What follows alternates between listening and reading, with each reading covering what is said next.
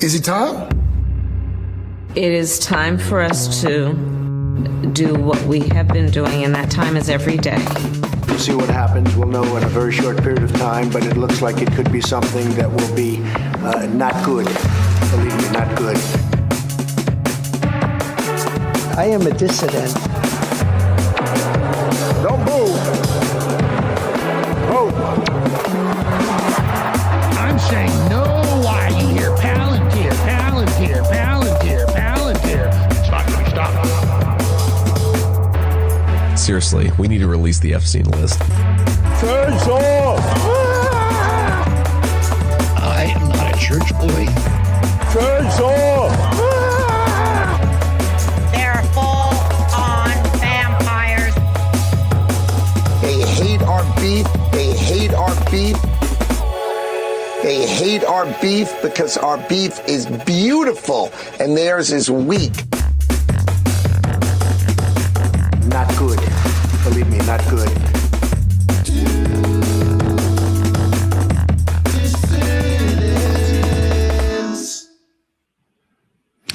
Hello, dissidents. Welcome one and all to a Thursday midday edition of the Do Dissidents podcast. My name is Keaton Weiss. Great to see you all here today. Russell has a travel day today. He is, I think he's still in, he's going to Cambodia. Is he in Vietnam? I think he's in Vietnam still. See, it shows how up to date I am on things. I think he's in Vietnam now. But anyway, he is traveling. And so we got some reinforcements here, as we always do. Great lineup of stuff today. Lots of great stories to get to. Our friend Kit Cabello is going to be joining us in the second hour. But our first guest is a journalist at antiwar.com. He's also the host of Anti-War News with Dave DeCamp on YouTube. Welcome back to the show, our friend Dave DeCamp. Dave, great to see you. Hey, Keaton. How you doing? Thanks for having me. I'm doing great. I hope you're holding up okay. It must be tough writing for an outlet called antiwar.com now that the peace president is here and there's nothing really going on in the world that you have to cover anymore. What are you doing nowadays? Yeah.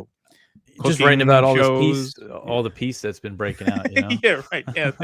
Was there a board meeting where you thought of changing the site to just peace.com, peaceonearth.com? Yeah. Yeah. Just like review Grateful Dead albums and stuff like that. You know, that's really all there is to do nowadays, is there not? Well, yeah, I wish. It's kind of crazier than ever for us right now. I mean, yeah, I don't know how this is going to go on for another, 3 years now?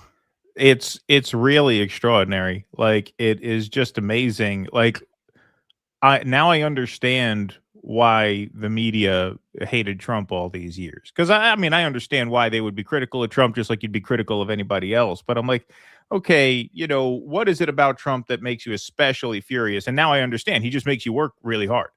Like, when he's not president, there's like, maybe 6 or 7 stories a day that you feel like you got to cover. And then when he comes in, it's like 30 or 40, right? I mean, it's just a bad deal. Yeah, that's a good point. I remember when he first came back, because I was used to Sleepy Joe there for a while. Yeah, exactly. Yeah. And we post our page like at midnight, and usually that last hour from like 11 to midnight, I'm just kind of hanging out. Right. And then I just see Trump like do a press conference. He's just like talking to reporters in the Oval Office, and he says something that like completely changes, like one story we have ready to go. Yeah. And yeah, it's just like he keeps your head spinning, and I think that's intentional. Yeah, no, that must be intentional, and it is an incredible amount of work. So, case in point, yesterday, the talk of the world, justifiably so, of course, was the Pam Bondi hearing, which for the audience, we're going to get into with Kit in the next hour. So much so, though, that this Trump-Netanyahu meeting just completely escaped the news. I mean, on Twitter, this is nowhere to be found. You can't even really find any information about it in mainstream media. It's just like, little widget in the corner of the screen. Yeah, Trump-Bibi meet on Iran. But you wrote an article about this. Trump says nothing definitive reached in very good meeting with Netanyahu. So he tweets out, I have just finished meeting with Prime Minister Netanyahu of Israel and various of his representatives. It was a very good meeting. The tremendous relationship between our two countries continues. There was nothing definitive reached other than I insisted that negotiations with Iran continue to see whether or not a deal can be consummated. If it can, I let the prime minister know that that will be a preference.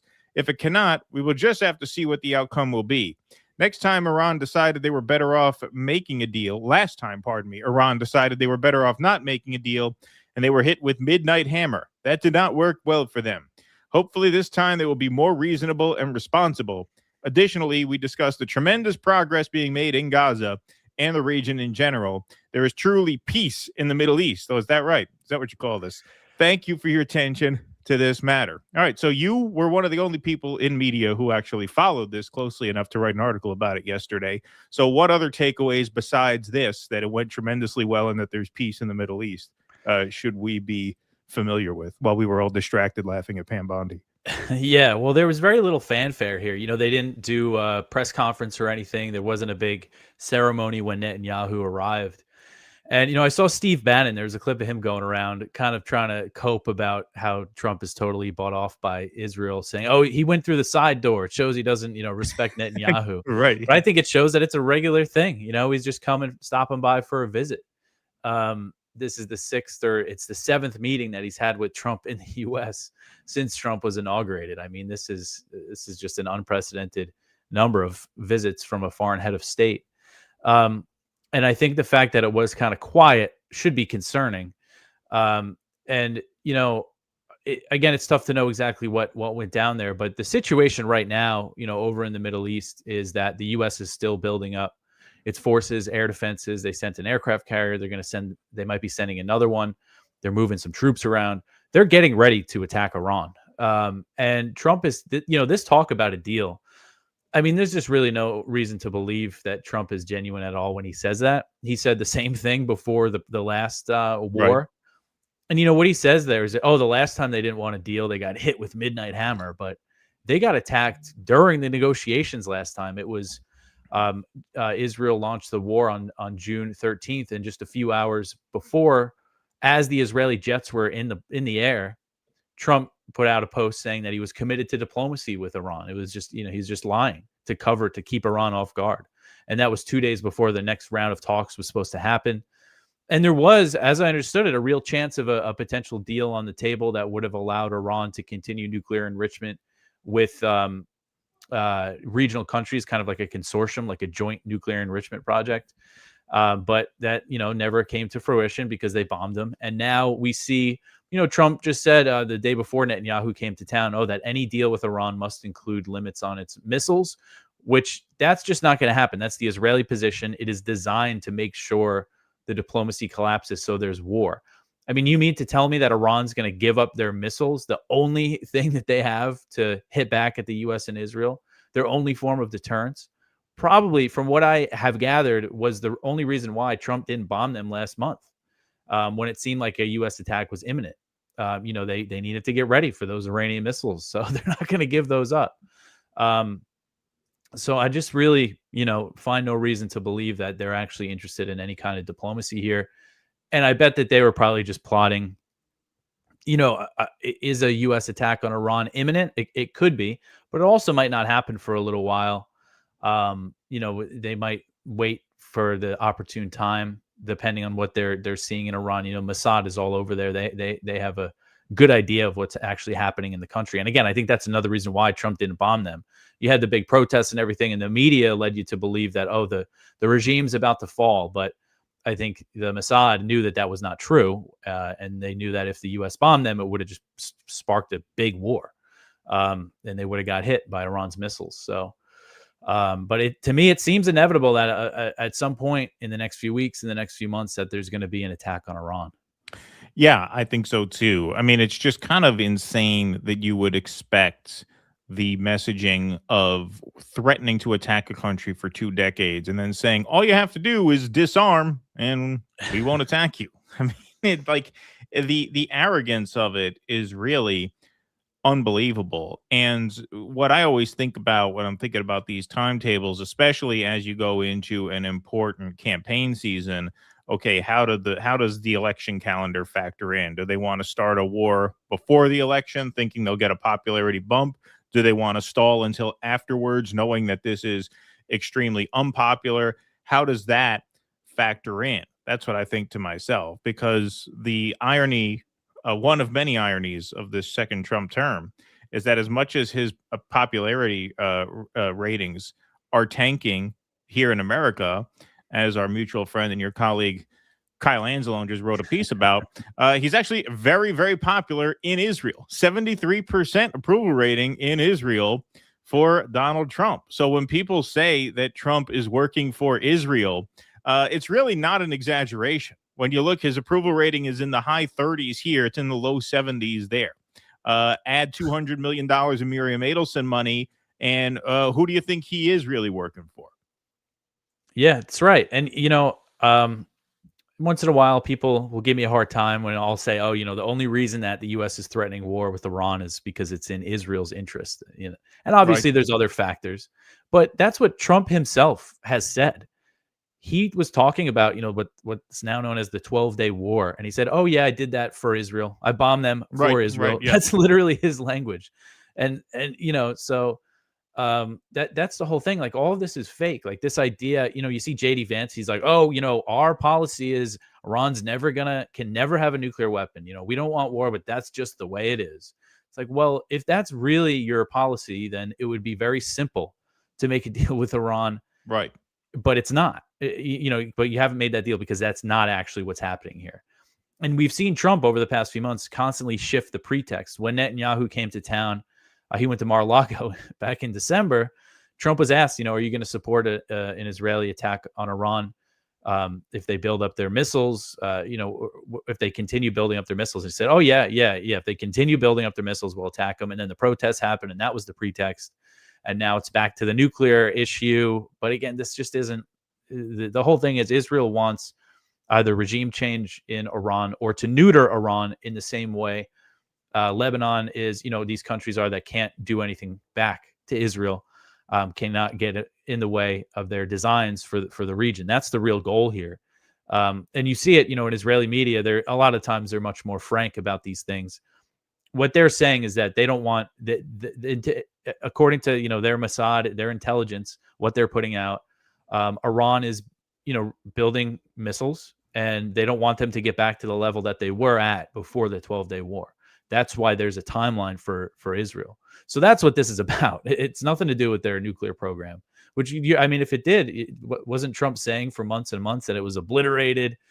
And I know people at the time, that were trying to justify everything, said, oh, just be quiet about the nuclear, just go along with it, pretend that it's obliterated, that it's over. But it's clear they're always going to find another reason, because even at the time, it was not about the nuclear program. Well, yeah.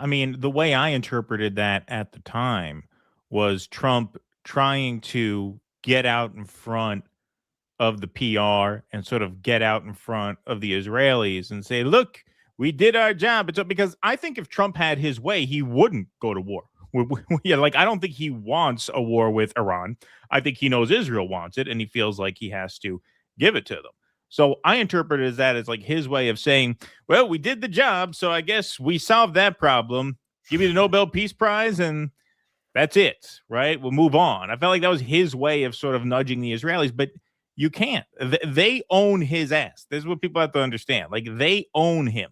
He is going to do what they want him to do, and there's no bullshitting these people. I say this as a tribesman myself, as a self-hating tribesman myself. There's no bullshitting a bullshitter. You're not going to twist their arm or manipulate them into thinking that they don't need a war with Iran when they want one. They've wanted one for a very long time. And I think the reason why Trump is their guy is because they know he's going to give them one.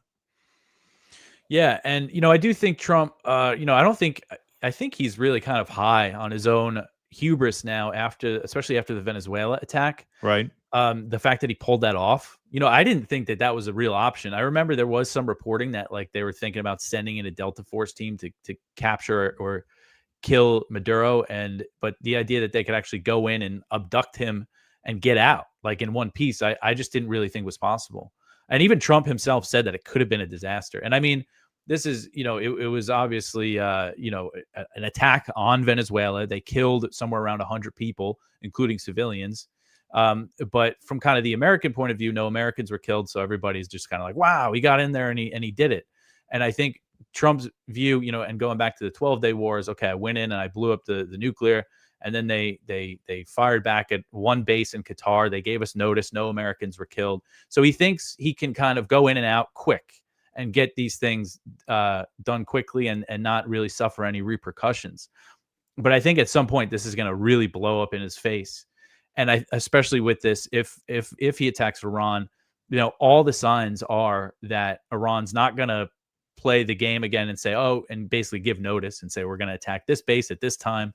I think everything indicates that, they're going to really hit back, and there's a potential of Hezbollah. They've been on their back foot. So we don't really know what their capabilities are, how many missiles they have left and everything. But there's a chance of them getting involved, the Shia militias in Iraq. So this could really turn into like a regional thing. But that's his attitude, I think. And it goes back to the Soleimani killing in his first administration too, when he killed the IRGC Quds Force commander. And same thing, Iran kind of gave them notice. They hit a base in Iraq and no Americans were killed. So because of that, Iran, if they're attacked again, they didn't establish deterrence, and then in their mind, they're going to have to hit back hard. And if it actually is existential for them, if there is a chance of the government collapsing, then they're going to go all out. Then they have no reason to hold back. So there's just every reason to think that this will be much bloodier than the last one. Well, yeah. I mean, especially since now the pretense of, well, this is just about destroying your nuclear capability is kind of gone. And that's sort of the price of pumping up these protests as much as we have, right? And warning against attacks on the protesters. I mean, you're making as clear as you can without coming out and saying it. And in some cases, people like Lindsey Graham have come out and said it, that the goal is regime change. Like, you're making it very obvious and very existential, to the point where there's no longer the possibility that this will just kind of diffuse of, okay, we hit your facility, you hit ours, and, we call it a tit for tat. The stakes seem like they're going to be much higher this time. Yeah. And I mean, Trump himself, there was one tweet or truth that he put out when the protests were happening. He said, or I think it was actually when they kind of ended, but he seemed like he wanted to get them going again. But he said something like, take over the institutions, take back and right. Remember the names of the killers, and we'll punish them, help is on the way and all that stuff. Like, could you imagine if there's, protests in the US, like these anti-ICE protests, if like Putin tweeted out or wrote on Telegram, whatever platform he prefers, anti-ICE protesters, you keep it up and all that. Like, we can't even fathom that, like what the US reaction would be. Right. So yeah, the whole thing's really, really nuts. So yeah, this idea, I don't even really entertain, like, I haven't really been focusing much coverage on the talk about a potential nuclear deal, because I just really don't think that it's even a real possibility. I hope I'm wrong, and the war is averted, but I just don't see it. And you look at what's happening in Gaza. Like, another thing that Netanyahu did when he visited the US, he officially joined the Board of Peace. Yep. While the IDF is still killing people in Gaza every single day and occupying more than 50% of the territory, restricting aid and playing their games to restrict aid and kicking Doctors Without Borders out of Gaza, as you have families living in crumbling buildings that collapse sometimes and in tents. And they bomb tent. Like, it's just I don't even know what the word for it is, but it just really makes me sick. And so this is Trump, what he also said in that tweet, oh, there's peace in the Middle East. There's just no reason to believe. And this has been a theme of this administration. And of course, all U.S. administrations, have lied and everything. But the way that they do it is just like so flagrant. They're like the masters of being asked a question. And like Tulsi Gabbard did this before the 12-day war. There was a clip of her going around from a few months before, saying that there was no evidence Iran was trying to make a nuclear weapon, and people were asking Trump about it, and he was getting upset about it. And then she put out a statement saying, I forget exactly what she said, but it was something like, oh, the fake news media said I said that Iran wasn't building a nuclear weapon, but this is my full statement. And it's literally a statement of her saying that. like saying that Iran is not building a nuclear weapon with like some caveats about how the conversation in Iran around nuclear weapons has changed. But they just like, it's just absurd the way that they lie. And, there's peace in the Middle East. And what he also says is the reason there's peace in the Middle East was because we bombed Iran, because we took out their, they don't have nuclear weapons anymore. It's like, what? Like it's just so absurd. So yeah, it's just not looking good in that part of the world. Yeah, no, it's looking quite awful. I want to move on to Somalia because Somalia has sort of loomed over much of the political discourse these past few months. Starting with the Nick Shirley expose of the daycare centers and Trump making all these statements about Somalia. We know how he talks about Somalis and Somalia as a country. Let's just refresh our memory a little bit here. Nothing. The welfare is like 88%. They contribute nothing. I don't want them in our country, I'll be honest with you, okay? Somebody would say, oh, that's not politically correct. I don't care. I don't want them in our country. Their country's no good for a reason. Their country stinks, and we don't want them in our country. I could say that about other countries, too. I can say it about other countries, too. We don't want them to hell. We have to rebuild our country. Our country's at a tipping point. We could go bad. We're at a tipping point. Okay. You get the gist of that. Well, you've been covering the United States airstrikes against Somalia pretty much exclusively. I mean, literally, if you put into your Twitter search Somalia bombing, more than half the stuff that comes up is your stuff, either tweets or links to articles or graphics. So this was just from a few days ago. U.S. launches another airstrike in Somalia as Trump continues heavy bombing campaign. And you also tweeted out this graphic to understand how unprecedented this bombing campaign is in Somalia. Check out this handy chart from New America. They do a good job of tracking the air war. Trump has bombed Somalia this year more than Bush, Obama, and Biden combined. Now, this was in late 2025, where they broke the record in terms of airstrikes against Somalia. It seems, according to the math, according to your numbers, that they are probably on pace to break it again. Aren't they at almost 30 strikes? So if you multiply that by 12, we'd be well over 300 in 2026. As someone who, like I said, is essentially alone in covering this, can you just try and explain as best you can why we continue to bomb Somalia now for over 20 years straight, and why the escalation under Donald Trump? Yeah, so what's interesting about this, I mean, I don't think interesting is the word, but you see what Trump's saying about Somali people and the Somali government and the country. He says they have no government. He called it hell or something like that. The U.S. is actually doing this on behalf of the Somali government, which is essentially a foreign installed government. So U.S. intervention in Somalia goes back decades, and most Americans are aware of the Battle of Mogadishu in 1993, which also known as the Black Hawk Down incident, which was essentially a failed humanitarian intervention that went very wrong. Well, then the U.S. got out of there. And then after 9/11, the George W. Bush administration launched the war on terror, and they turned their eye to Somalia over claims at the time that there were some al-Qaeda guys there, which really, as I understand, were not credible. There's never any evidence of that.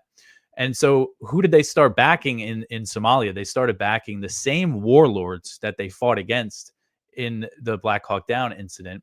And so they were essentially, backed by the CIA, getting cash from them and incentivized to create terrorists, to label their enemies terrorists and arrest them and crack down on them. So in response to that, there was kind of an uprising against them, and a coalition of clans and Muslim groups known as the Islamic Courts Union drove the CIA-backed warlords out of Mogadishu in 2006. And they weren't in power very long, but from what I've read, they brought relative stability. And Somalia is, in its natural state, it's always going to be very decentralized. Because of the clan system. And, that's kind of the way it was. And then the U.S. backed Ethiopia in invading Somalia and taking out this Islamic Courts Union, which essentially was a regime change war. And that's when al-Shabaab first popped up.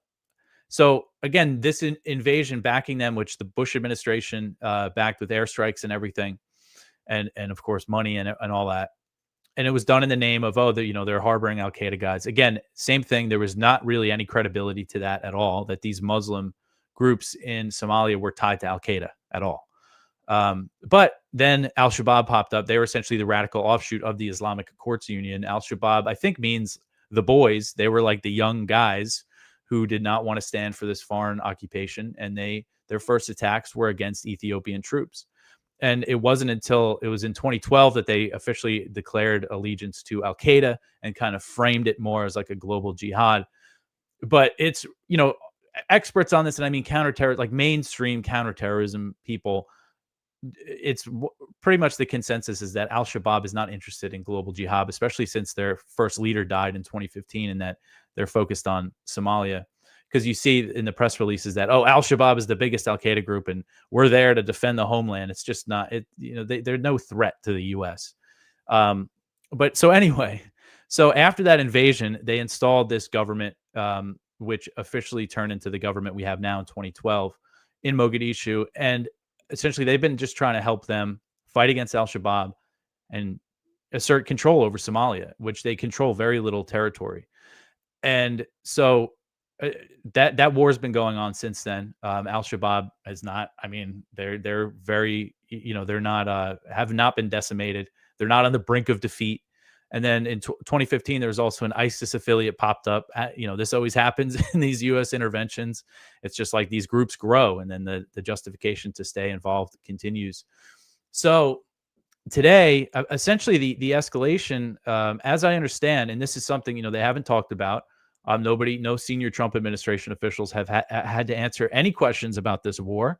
We see AFRICOM commanders do some interviews sometimes, and they're not being pressed on anything. They're just kind of explaining, we escalated, because ISIS, they're like, these ISIS guys are like, whew, man, they're real bad. We got to fight them.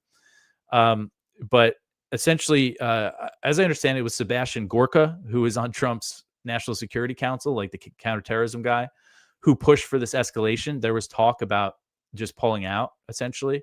But he said, no, let's double down on the airstrikes. And this is kind of the MO of this Trump administration. It was the MO of the first Trump administration as well, because we saw a big spike in airstrikes then. But now even more so with Hegseth, you always see him talk about this stuff. What does he say? Like the politically correct rules of engagement, no more of that. Yeah, exactly. Yeah. So we've just seen this huge increase in airstrikes, and it's against al-Shabaab and ISIS in Puntland, which Puntland has its own government. They withdrew from the federal system. So we're backing that government. And they're also backed by the UAE and helping arm the RSF in Sudan. So there's a kind of interesting connection there.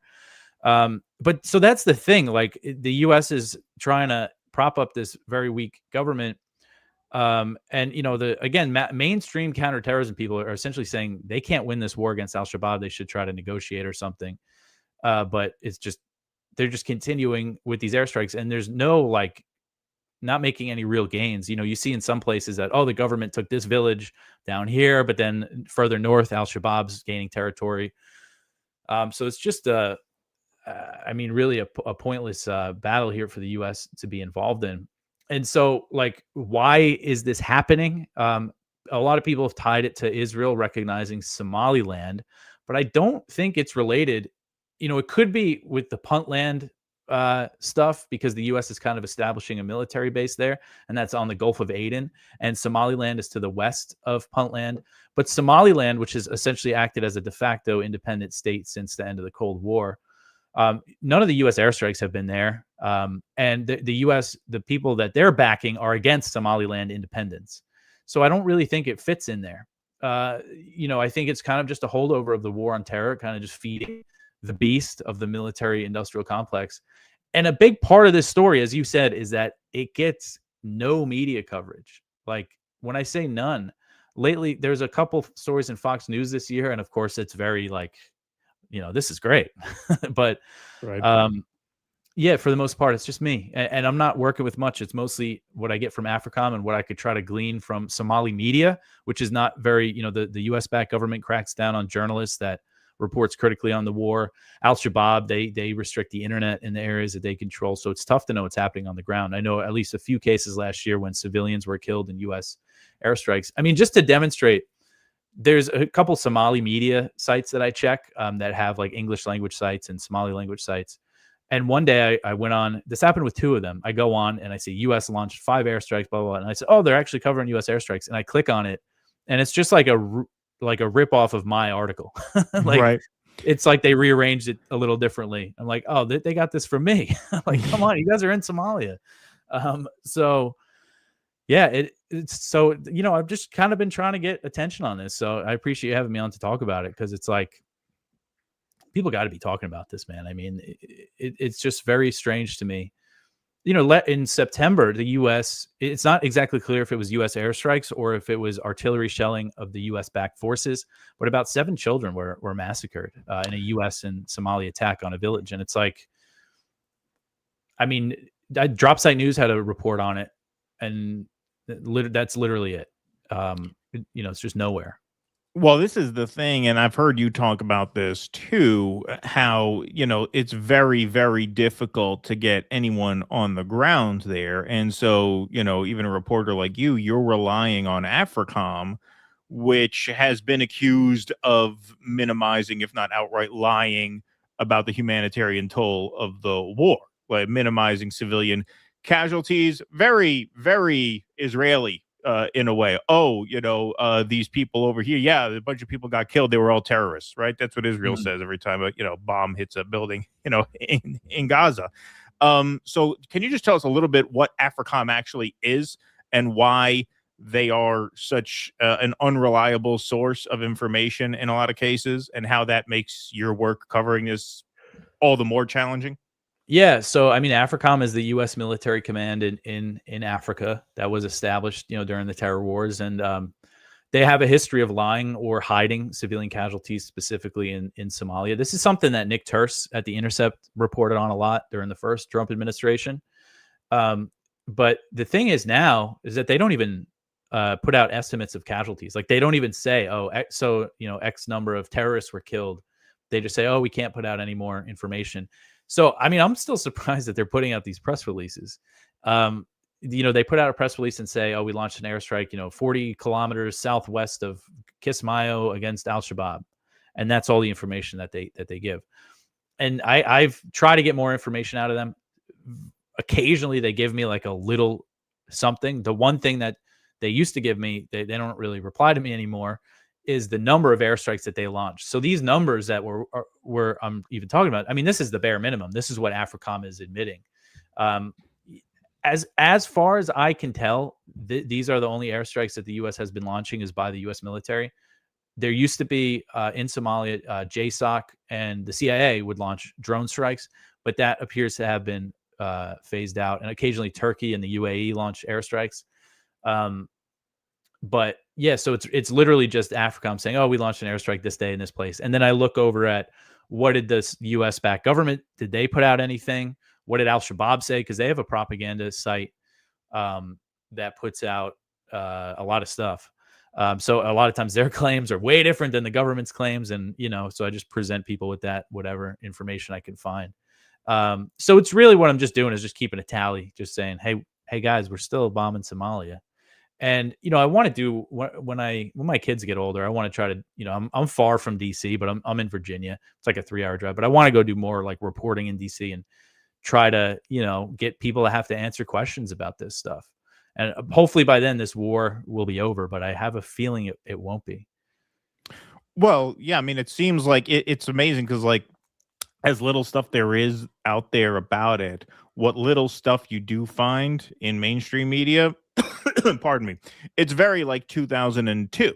It's very much, we have to fight them over there, so we don't fight them over here. Like, it's these like 20-year-old cliches that have been discredited in like every other context except this one when you read about this one. And it seems like the point of this is to just keep a permanent war going under the justification that, well, if the wrong people form their own government here, it's going to instigate, as you said, global jihad, when it doesn't seem like that those are their ambitions. But it seems that the justification for this continued bombing campaign is to prevent the thing from happening that's very unlikely to happen if we were to just leave it alone. And that seems to be the consensus amongst the American people and even amongst lots of the American media in most other contexts, right? We seem to look back on Iraq and say, yeah, that was a mistake. That was ill-advised, right? That's even like the Atlantic magazine take on it now. But to the extent there's any commentary on this, it seems stuck in the pretty distant past, those post 9/11 days. Yeah, that's a good point. And they say it in the press release. I forget the language, but pretty much in every one, they're like, "Oh, Al-Shabaab is the biggest, and we have to, right. We're doing this to protect the homeland." Right. And the thing about Al-Shabaab is that they've launched attacks in other countries in Africa and committed some horrific, like, suicide bombings. But the common thread, the countries, first of all, it was in Africa, but the common thread is these are all countries that were part of the African Union mission against them, that had troops in Somalia fighting them. So by continuing to bomb them, I mean, not that I think they could pull off any attack in the U.S., but that seems to be giving them a reason to attack us, when if we just weren't involved, then they wouldn't be. And you also look at, I mean, it just doesn't make sense, because right now in Syria, we're literally backing the commander of Al-Qaeda, who became the president. And that's a whole nother thing to get into. But it's just, it's funny, because I look at the Al-Shabaab, like, news agency. I've seen them reprint these interviews that Shara, the president of Syria, formerly known as Abu Muhammad al-Julani, these interviews he's done with, like, the Washington Post. It's like the Al-Qaeda website just, like, reprints them, because it's just like, right. Hey, here's our guy. Right. Wow. And but anyway, so yeah, it just doesn't seem to make much sense. And that's why I said, as you kind of said there, like, I do just see this. They built up this apparatus, post 9/11, and they want to keep this permanent war going. Now they have the intervention in Nigeria that's ramping up as well. And I mean, you look at the history, it's like, so many people are buying into the kind of this narrative that, oh, the U.S. is going to help the Christians in Nigeria. It's like, you look at the history in Somalia, U.S. intervention in Africa in general, the counterterrorism has just grown these groups like weeds. And that's another thing Nick Turse has reported on a lot. Like, if you look at the numbers, like the number of, terrorist attacks and things since the U.S. got involved has just skyrocketed. But they just want to keep going. Of course. And so, yeah, I mean, when Somalia, just kind of took over the news between, the Minnesota stuff, which was the pretext to the, ICE invasion. And you got people like Trump and his, influencer minions just parroting the most really just sick racist shit about Somalis. Oh, they're low IQ, they're uncivilized, look at their country, it's hell. This is the context you literally never hear. You never hear that we are literally keeping that country in hell by perpetuating an unwinnable war for now, 20, how many years? It's got to be the longest continually operative military campaign since 9/11, no? Yeah, now it definitely is. So the war started, I mean, you could say they're still in Iraq and but they did get out of there for at least like 2 or 3 years at some point. But so this specific war really started after 9/11 with the US backing, the warlords and everything. And then the airstrikes started with the Ethiopian invasion in 2006. So toward the end of the W. Bush administration. So yeah, and like, you just look at this context. It's kind of amazing how there's been so much conversation about Somalia, Somali migrants, and somehow this just hasn't seeped in. Like, yeah, no, it's amazing. That, hey, did you know we were like, there's no other place the U.S. is bombing more than Somalia. Right. I mean, Trump bombed last year. They bombed the hell out of Yemen for about a month and a half. But overall, it was, I mean, continuous, almost daily. Now we're almost daily airstrikes in Somalia. And I saw somebody sent me, it was like a TikTok or a reel or something. Some kid, like, it had like 1 million views, and he's like, "Did you know we launched 120 airstrikes in Somalia?" It seemed like he maybe got his information from me, But then at the end, he's like, but all these airstrikes target terrorists, so it's actually not that bad. And that was the end of the video. Like, what?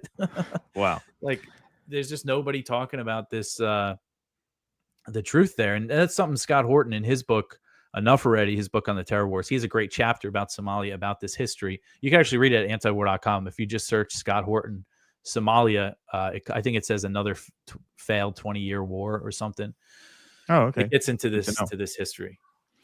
Good to know. Thank you so much for that. All right, I got one more topic that I want to cover with you. It's a topic that I've been wanting to cover all week, and this is the blockade against Cuba. So Al Jazeera reports from blackouts to food shortages how U.S. blockade is crippling life in Cuba. A U.S. oil blockade is causing a severe energy crisis in Cuba as the government has been forced to ration fuel and cut electricity for many hours a day, paralyzing life in the communist-ruled island nation of 11 million.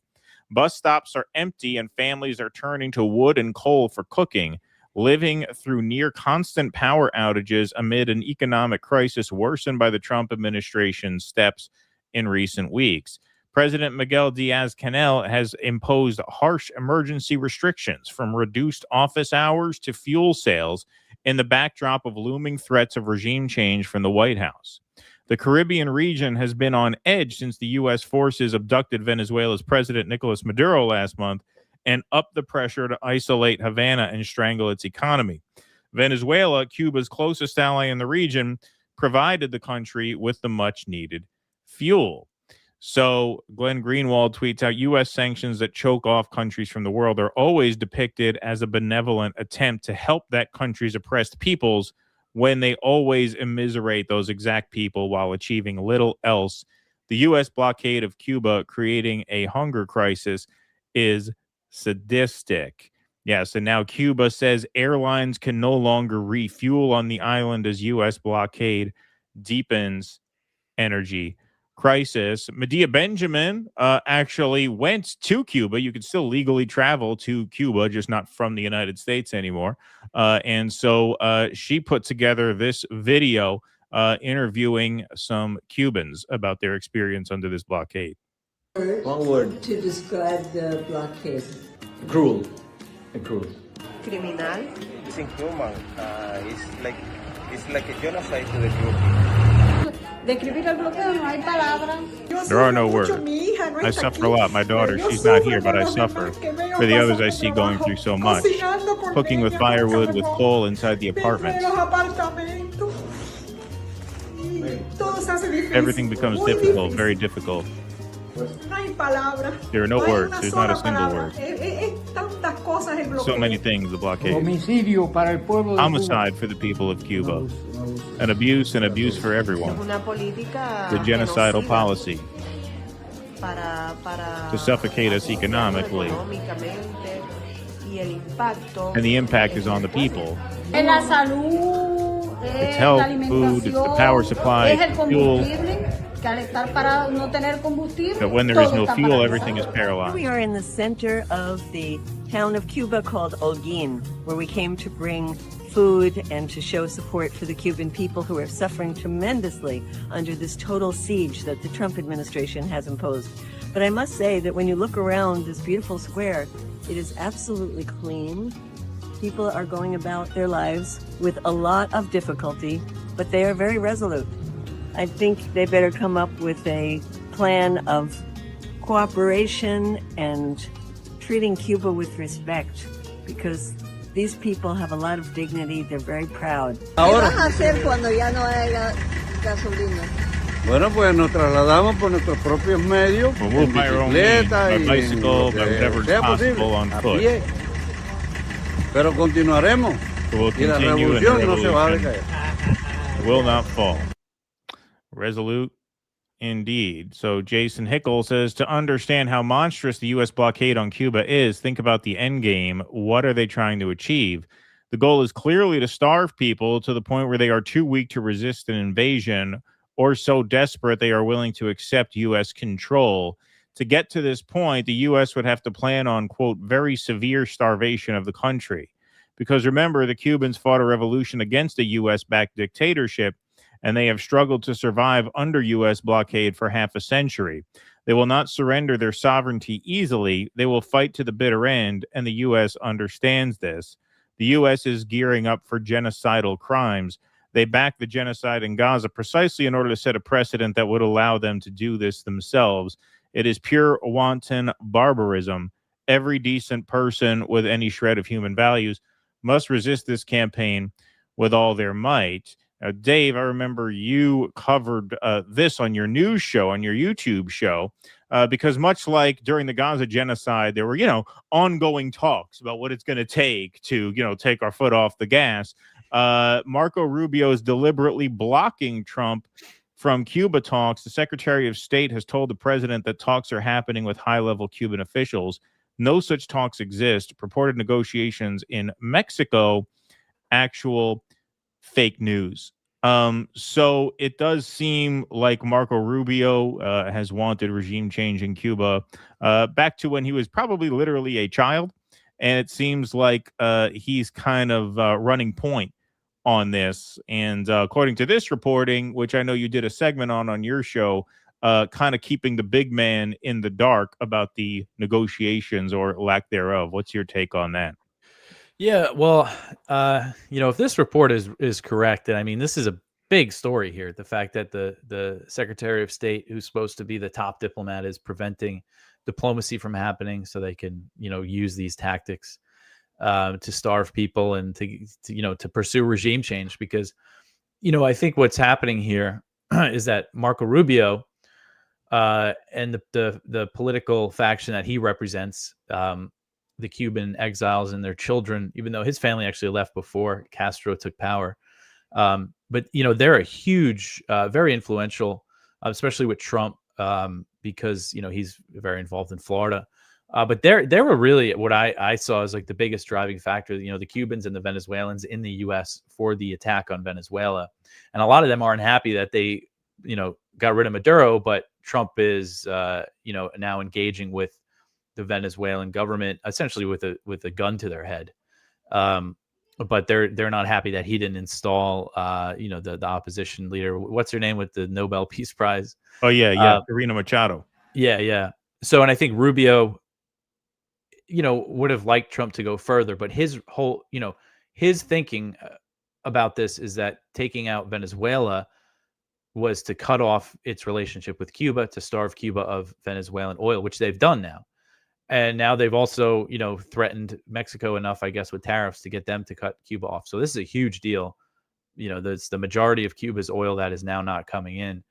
But I think it's Rubio who does not want Trump to make any kind of deal with the current government. He wants regime change, and whatever it takes to get it. He's a supporter of the Gaza genocide and everything. So I don't think he has any problem with starvation tactics and things like that, even if it's, his own people.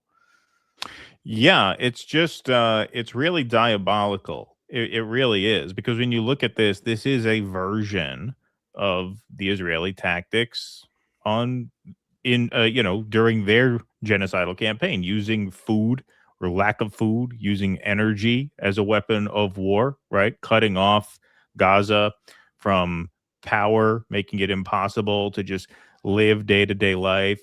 Cuba has had to close schools in order to conserve power. I mean, it really just is incredibly disruptive to the whole society in ways that in America we can't imagine. I mean, we literally can't imagine it because we can't fathom another country being allowed to do to us 1/100th of what we have been doing to Cuba for decades, and now in a sort of escalated attempt to topple the Cuban government. Like, it's really sick. Yeah, and I remember when Trump was saying, because he said like in early February that, oh yeah, we're in talks with them. Like, even if say they were, like, what would be the demand exactly? Like, what do you want? Like, I would be curious to say what Trump would say. Like, what is it that you're looking for here? Yeah. I mean, the fact that Batista's grandson in, I mean, that's basically what the deal would be. Yeah. Yeah. Or just install Rubio. Yeah. Yeah.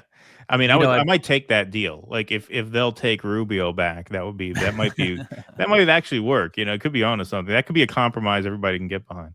Yeah. Yeah, I think it really shows, the fact that this blockade, the U.S. embargo on Cuba, like, is still in place. It goes to show how influential this particular group in the U.S. is. The Cuban exiles, because it just doesn't make sense. I mean, it's a country 90 miles off of our coast, and it's like we were friends with Vietnam now. Like, the Cold War is over. Why not open up with Cuba? But it just goes on, and there was, I remember during the Biden administration, because Obama took some steps toward normalization with Cuba, but he didn't fully lift the embargo. So Trump put everything back in place, and there was reporting when Biden came in that, apparently he wanted to start lifting things, but they were worried about votes in Miami-Dade County in Florida. And now we have a Florida occupied government, so there's right. They're in charge. And I mean, you look, this Congressman Carlos Jimenez, I think he's Cuban, but before the attack on Venezuela, he put a tweet out. He's like, the Venezuelan, Cuban, and Nicaraguan exiles that I represent all want to take out Maduro. It's like, well, what about like the rest of Americans? Like, right. that don't want that, but this is what they care about. It's like their dream, their parents' dream. They want to fulfill it. And I think that's what Rubio probably thinks this is his like destiny, like this is what he was put on this earth to do. Like, this is a really big thing for him. Oh yeah, no, absolutely. Absolutely. Not only is it, I think, a matter of like personal passion, but I also think he probably feels in his warped head that if he can do this, this is a real feather in his cap that'll then carry him into a presidential campaign, right? Because no doubt, I mean, he wants to be president someday. He's still young enough where that's plausible, and to have this huge foreign policy victory under his belt could be something he's looking for from that angle as well. Yeah, I just thought about President Rubio, and man, that would be that's disturbing to think about. It is. Well, but this, I mean, you talk about the rug pull that Trump, really executed on his base. I mean, Rubio was in the Jeb Bush wing of the party squarely in 2016 when he ran against Trump and trashed Trump as a con man and this and that. We all seen the video everywhere. And now Rubio is like a superstar amongst the MAGA faithful. Like, they've turned on a lot of the cabinet. They're obviously upset with Kash Patel and Pam Bondi over Epstein and Bongino for quitting. But everybody, you look at the MAGA influencers, they're all like, Rubio is the man. It's going to be Vance, like in their mind of how this all plays out. It's Vance for 8 years and then Rubio for 8 years after that, which gets you to where you pretty much would have been had Jeb Bush just won. Like, at that point, long term, what's the real difference? Yeah, I remember people were trying to convince me that Rubio's become like a realist, like in the first part of the Trump administration. Right. Because just some of the, one thing that he like changed his tone on in like 2024 was the war in Ukraine. I think he just saw which way the wind was blowing. It was like as the election was getting close, and he probably wanted to be part of the administration and was kind of just adopting some of the rhetoric of Trump, even though he voted for all this stuff. I think maybe there was like one vote toward the end that he didn't vote for. And then, he came in and the way he talked about Ukraine like sounded okay, but they didn't execute anything there, and everything else, he's just about intervention everywhere, basically. So, and you see him yesterday with Netanyahu. It's just, man, he's just the same old Marco Rubio. He just figured out a way to kind of get into the favor of MAGA and Trump. Yeah. Yep. Absolutely. Well, he's really embraced a lot of the hawkishness about immigration, right? Deporting or trying to deport Rumeysa Ozturk for writing an op-ed. Like, he's really adopted that in a big way. And that is really the only, obviously the only fucking thing these MAGA people care about is beating up on brown people who they feel shouldn't be here. That is the only promise he's actually made good on since he took office, is brutalizing immigrants. And so Rubio gave them a lot on that, and Trump gave him a lot on just about everything else. All right. So this is basically just a nationalist version of George W. Bush neoconservatism. And Rubio was able to do it in a way that benefited Israel. Like that whole thing that he did, that was really nuts. And, as I said earlier, like the hypocrisy and the lying of this administration. He's talking about like the EU's new laws and stuff that like crack down on speech, and while also throwing someone in jail for writing an op-ed criticizing a foreign country. Like, it's just, man, it's brutal. Absolutely brutal. Well, Dave DeCamp, thanks very much for being here. Please let everybody know where they can find you and support your site. Yeah, all my writing is at antiwar.com, where I write in the news section. So go there, and also watch my show. It's called Anti-War News, and it's on YouTube and Rumble and all those places where you could watch it, and also a podcast version as well. Awesome. All right. Well, everybody go support news.antiwar.com and subscribe to their YouTube channel to catch Dave DeCamp. What are you on, 5 days a week, right? It's Sunday through Thursday. Is that the idea? All right, cool. Awesome. All right. Well, Dave, great to see you. Thanks so much for making time. Always a pleasure to talk to you. Welcome back anytime. Have a great day. Great. Thanks, Keaton. All right. You got it. Bye-bye. That's Dave DeCamp, everybody. Thanks, everybody, very much for being here. We got 1,895 of you fine people in the chat. So thank you all very, very much for being here.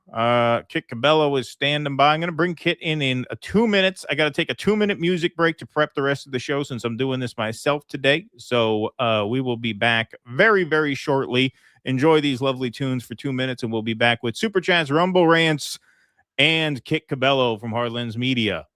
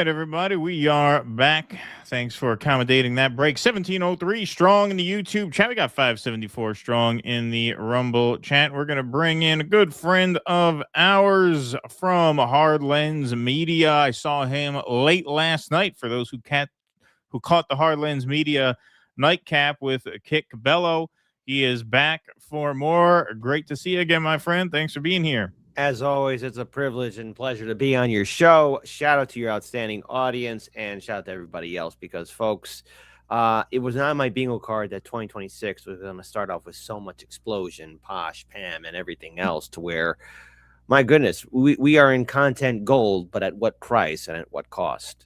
Yes, that is the ultimate existential and philosophical question. Content gold at what cost? Content gold, but at what cost?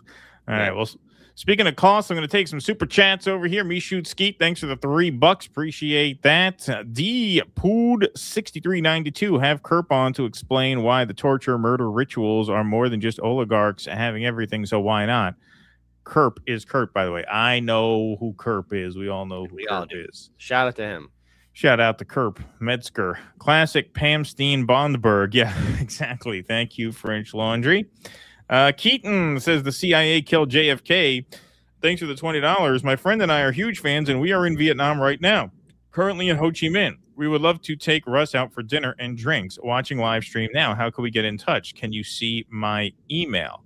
I don't see your if you're talking about on the screen, I can't see it, but you can email us at dudissidents@gmail.com and I'll forward it to Russ. It is suspicious that the CIA is in there, though. It could be a setup. Russ, look out, man. Look out. Yeah, exactly. They want dinner and drinks, right? Yeah, exactly. But no, send us an email, dudissidents@gmail.com. All right. And then we will figure out a way to get in touch. But thank you for that. Mark Pugliese, thanks for the $5. Everybody keeps saying war is inevitable. Why aren't we trying to stop it? Well, we are doing what we can. I just caught this one. Keaton, do you eat a P.F. Chang's? Not only do I not eat a P.F. Chang's, P.F. Chang's is the only restaurant I ever walked out on. As soon as I walked in, I racially profiled them. I was with my friends in L.A. We walked into P.F. Chang's because we had never heard of it. It's not a thing on the East Coast. Like, there's very few of them in the New York area. We just thought it was a Chinese place. We're like, all right, maybe it's a chain, but whatever. It's Chinese food. And so we go in and we see like this blonde guy and this blonde woman at the sort of maitre d' stand. Turn around, walk right back out. Like, nope, not doing this.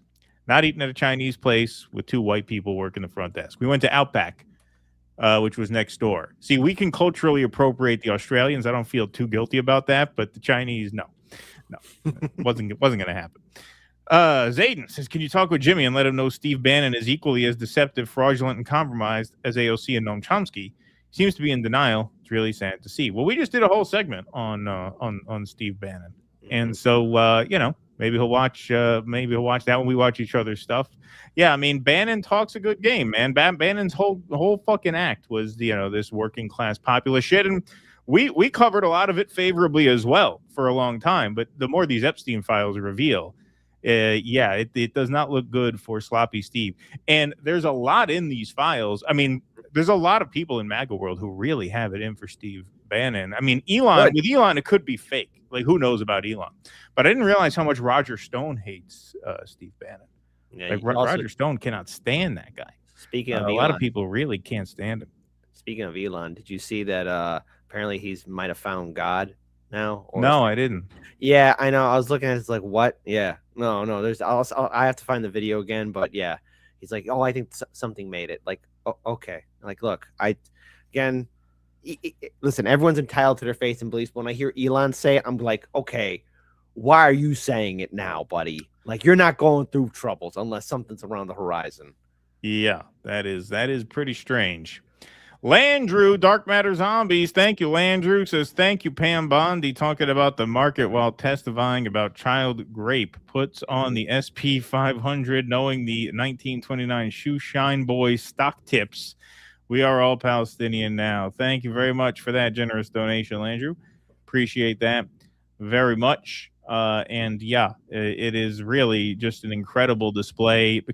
I got into some of it with Kit last night. We're going to get into more of it today. You did more last night. I saw you dropped another clip. So you did about an hour's worth of Pam Bondi stuff. Yeah, not to mention there's this person called Psyop Anime who did a perfect takedown of Pam Bondi saying the Dow Jones did great. I'll send you a clip of that video. I don't think we can play it on YouTube because copyright, but it's like everyone's not going to let her forget that during this trial or during that hearing, she talked about the Dow Jones instead of the victims that were right behind her and all the other 1,000 plus victims of Epstein.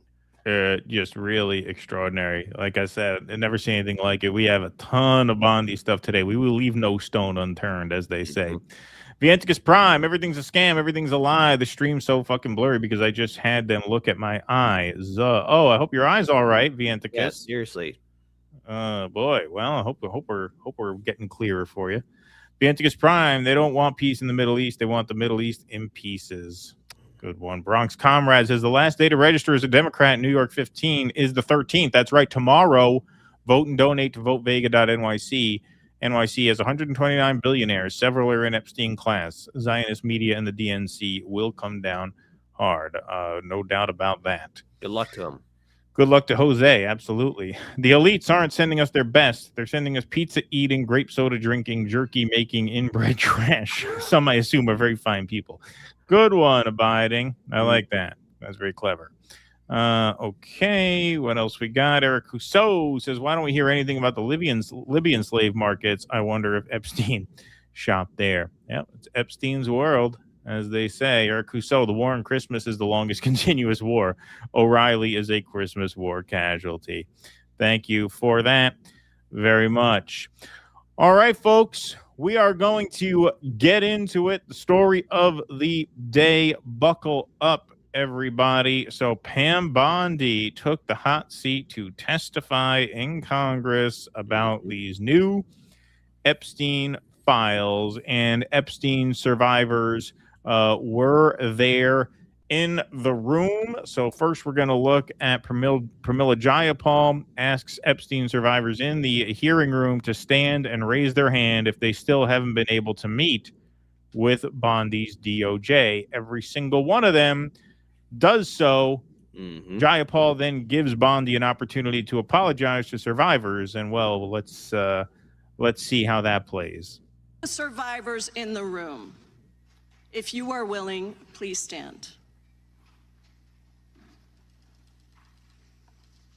And if you are willing, please raise your hands if you have still not been able to meet with this Department of Justice. Please know for the record that every single survivor has raised their hand. Attorney General Bondi, you apologized to the survivors in your opening statement for what they went through at the hands of Jeffrey Epstein. Will you turn to them now and apologize for what your Department of Justice has put them through with the absolutely unacceptable release of the Epstein Files and their information?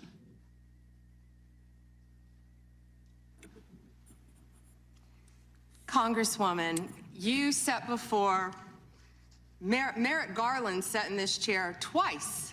Attorney General Bondi, no, can I finish my answer? Unbelievable. No, I'm going to reclaim my time because I asked you a specific question that I would like you to answer, which is, will you turn to the survivors? This is not about... That's Jim Jordan. The Attorney General can respond to your question. The Attorney General has invoked the "I know you are, but what am I" defense, and that is her right. That is her right. You have to let her finish. Anybody that came before you, it is about you taking responsibility for your Department of Justice and the harm that it has done to the survivors who are standing right behind you and are waiting for you to turn to them and apologize for what your Department of Justice has done. Members get to ask the questions, the witness gets to answer in the way they want to answer. The Attorney General can that's respond. Not accurate, Mr. Chairman. Because she doesn't like the answer. Time. So, Mr. Chairman, why I have asked didn't she ask Merrick Garland this? I am reclaiming my time, and when I reclaim my time, it is Mr. Chairman, the gentlelady has reclaimed her I'm not going to get in the gutter for her theatrics. Right. So reclaim gutter. Yeah. You know, you're the one in the gutter, obviously. Nope, those were well said. So reclaiming your time means if you ask them a question, they can't just filibuster for the remainder of your time and then you forfeit the rest of your time. That's why, yeah, you do have the right to say, okay, if you're going to bullshit me and you're not going to answer the question, I can reclaim my time. Otherwise, they could just go on and on and on. You know, they could do a Michael Tracy job. They'll just go on and on and on for 5 minutes, and then that's it. You don't get to ask them anything else. So that's why she says that. I'd also want to add in here too. Sure. You know, the very fact that the victims are standing up, raising their hand. You know, I believe a couple people on social media who still dismiss Michael Tracy, dismiss the Epstein Files. Still, you know, these are victims of people. These are victims of people who have billions of dollars and a lot of power, and she's not going to turn around and even acknowledge them. Okay, you are the Attorney General, which means you're supposed to, you are representing the presidency of the United States, which in theory is supposed to be the unifying force for all the Americans. And yet a person of this administration is now reflecting exactly how Donald Trump feels, not acknowledging people, not acknowledging their pain, because this administration is filled with inhuman reptiles. That's what they are. All right, that's what this administration is. I mean, how is it that anyone that's diehard MAGA, they're like, oh yeah, Trump's going to make everything transparent, everything he said in 2024? Well, this is how he really feels. He wasn't really going to do it. I mean, he was forced and twisted into it, and because his administration bundled so terribly at it, and they can't recover, they now have to live with this, and they're showing who they really are and what Donald Trump really represents. 100%. To the gentlelady has 17 seconds. Thank you. You're not going to answer this question, so let me just Chairman, say I'll this. direct it to What a you. massive No, I'm cover-up. answering a question. Chairman, will you restore her time? The witness is interrupted. I'm not going to get in the gutter with this woman. Stop the She's time doing theatrics. and let me have my time. Theatrics. The gentlelady from Washington controls the time. The gentlelady has 17 seconds. You can proceed with your final 17 seconds. What a massive cover-up this has been and continues to be. Donald Trump made the release of the Epstein Files the center of his political campaign because he thought it would benefit him. Then you got into office, Attorney General, claimed to have a client list, only to then say that there was no list. Your deputy, Todd Blanche, met alone with Elaine Maxwell and transferred her to a minimum security prison. And now you continue the cover-up. And I wish that you would turn around to the survivors who are standing right behind you and on a human level, Chairman, Chair now recognizes the chair. And what you have done.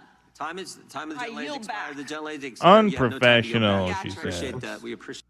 So this is a picture here. Roberto Schmidt got this photo. This will be a historic photo, no doubt.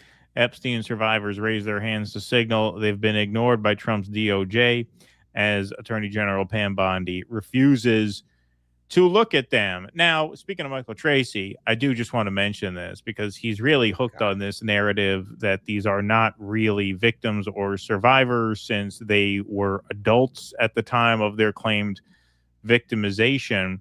Has the media bothered to clarify this? Okay, well, I'm bothering to clarify this right now just because I'm sick of hearing this from certain people like Michael Tracy who seek to, minimize the experience of people depending on, like I said, who individually you're looking at here. But if you just take the top one on the list, Jess Michaels, the first Google result, if you just Google Jess Michaels Epstein, says right there, the day after I was raped by Jeffrey Epstein in 1991 at 22 years old. It's not like a big secret that they were adult victims. Like no one is saying they were molested as children. These are people who claim that they were victimized by Jeffrey Epstein as adults. They even say so themselves right here. So here they are giving their press conference before they hear it. If I could add something here too real quick. Look, children were assaulted, and yes, even adults were assaulted. Adults were too. And so Michael Tracy, what I would say to you is if you were hurt by Epstein, everyone deserves justice, from the children and even the adults. Okay. Right. So there you go. It's simple as that. So what are you saying here, Michael? Because obviously a crime has taken place. Like I'm not under the impression, I don't believe that people are under the impression that those were child victims of Epstein. Here they are basically saying here, this woman here says she was 21 at the time. As a nation, have an opportunity to send a strong message that we will not protect people who victimize children, that we will stand up for what is right, despite what our politics are, that we will cross the aisle, and that we will stand behind survivors for justice. We keep hearing our press secretary and our Department of Justice and other government officials saying they're moving on from this. I wish that we could. I met Epstein and Maxwell when I was 21 years old. I'm nearly 53 now. Okay, so there she is. She's 53 now. I mean, were we supposed to be under the impression that they were child victims? I don't think that's necessarily the case, but I suppose anything to move the goalposts if you're not all that bothered by any of this. Representative Jayapal asked if you would be so kind. So here she is, pressured once again to acknowledge the victims. Let me ask you this, ma'am. We have the Epstein victim survivors here today. Representative Jayapal asked a simple question. If you would be so kind and honorable as to turn around and face them and apologize to them for outing them. I mean, how many lives have been derailed because your department was either sloppy and incompetent or willfully trying to intimidate and punish these ladies coming forward? Okay, so this will come up in various segments here. So just to clarify what he's talking about there, the law compelled the DOJ to redact the names of victims, but not perpetrators or co-conspirators. And they did just the opposite. They redacted the co-conspirators and they leaked a lot of the names of the victims, not necessarily by accident, because as Thomas Massie got into when it was his turn to speak, they actually looked at a document and consciously redacted one name but left all the rest, which does suggest to me, it doesn't suggest, it damn near proves that it was an active choice not to redact the names of certain victims, which I think is very reasonably interpreted as intimidation against said victims by publishing their names, even though they weren't supposed to. So that's what he's talking about there. And will you turn to them and apologize for that? And of course, no. Time the gentleman, this is all intimidation and bullying tactics. The gentleman yields. Yep. So that's what he's talking about there. Same reaction, of course. But the guy who really owned her ass good. And, I say this as a guy who can't stand Dan Goldman. He's being primaried. I hope he is primaried. Just a major Israel supporter, kind of a nauseating guy. But if you're just looking at this objectively, this was devastating. Devastating how he managed the stagecraft with the victims and the interrogation. There are 32 names. One is redacted, 31 are not. So someone looked at it and decided to redact something. And I will tell you that that is clearly intentional to intimidate these survivors and victims. Now, in an interview last week... How will you tell me that's intentional? In an interview last week, Deputy Attorney General Todd Blanche... You can't go off script. ...said that any victim that wants... As we said, it's intentional because in a slide that Massie shows, you redacted one of the names but left the other. So it wasn't like you missed a page and accidentally, there was this page we didn't catch here. No, the fact that you touched it but left most of the names unredacted, that is what is evidence of intimidation. And it's damn compelling evidence of intimidation. It's also intimidation, but it's also like how you mentioned before on the show last night. Fascists, they're kind of stupid, like the Empire, Galactic Empire. They're stupid. And Trump surrounded himself with stupid people. Yes, he redacted names, but it's clear that they did a very piss poor job in regards towards the redactions because everyone's seeing their criminality and all of this on purpose. I mean, it's all out there for us to see. No matter where you stand politically, we could see what this administration was doing to protect their billionaire sociopathic friends who really liked hanging out with Epstein. Yep. To speak with the department has done so, hopefully. Well, thanks to the incredibly I just got to back this up because I got to get this whole thing. Here we go. Blanche can't go off script. Said that any victim that wants to speak with the department has done so, hopefully. Well, thanks to the incredibly brave people sitting here behind you, we can actually ask them if that's true. Now, would the survivors and victims who are here please stand up one more time? Just by show of hands, how many of you or your loved ones actually have met with the Department of Justice and provided testimony and estimate and evidence? None. So they issue a statement. Hey, everyone who's wanted to get in touch with us has been able to. Hopefully, right? Okay, so how many of these survivors have gotten in touch with the DOJ? 0.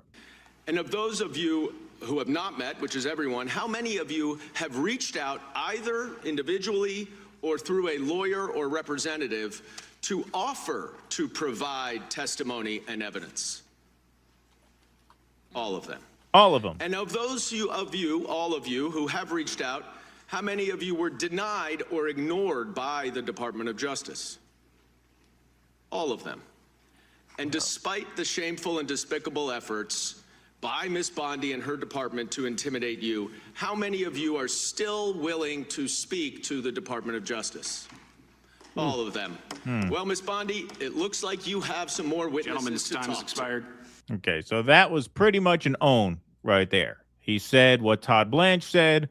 Anybody who wants to get in touch has gotten in touch. Hopefully, here's however many people there are in the room today. How many of you have been in touch with the DOJ? None. How many of you have tried to get in touch with the DOJ? All of you, which suggests that they're ignoring them.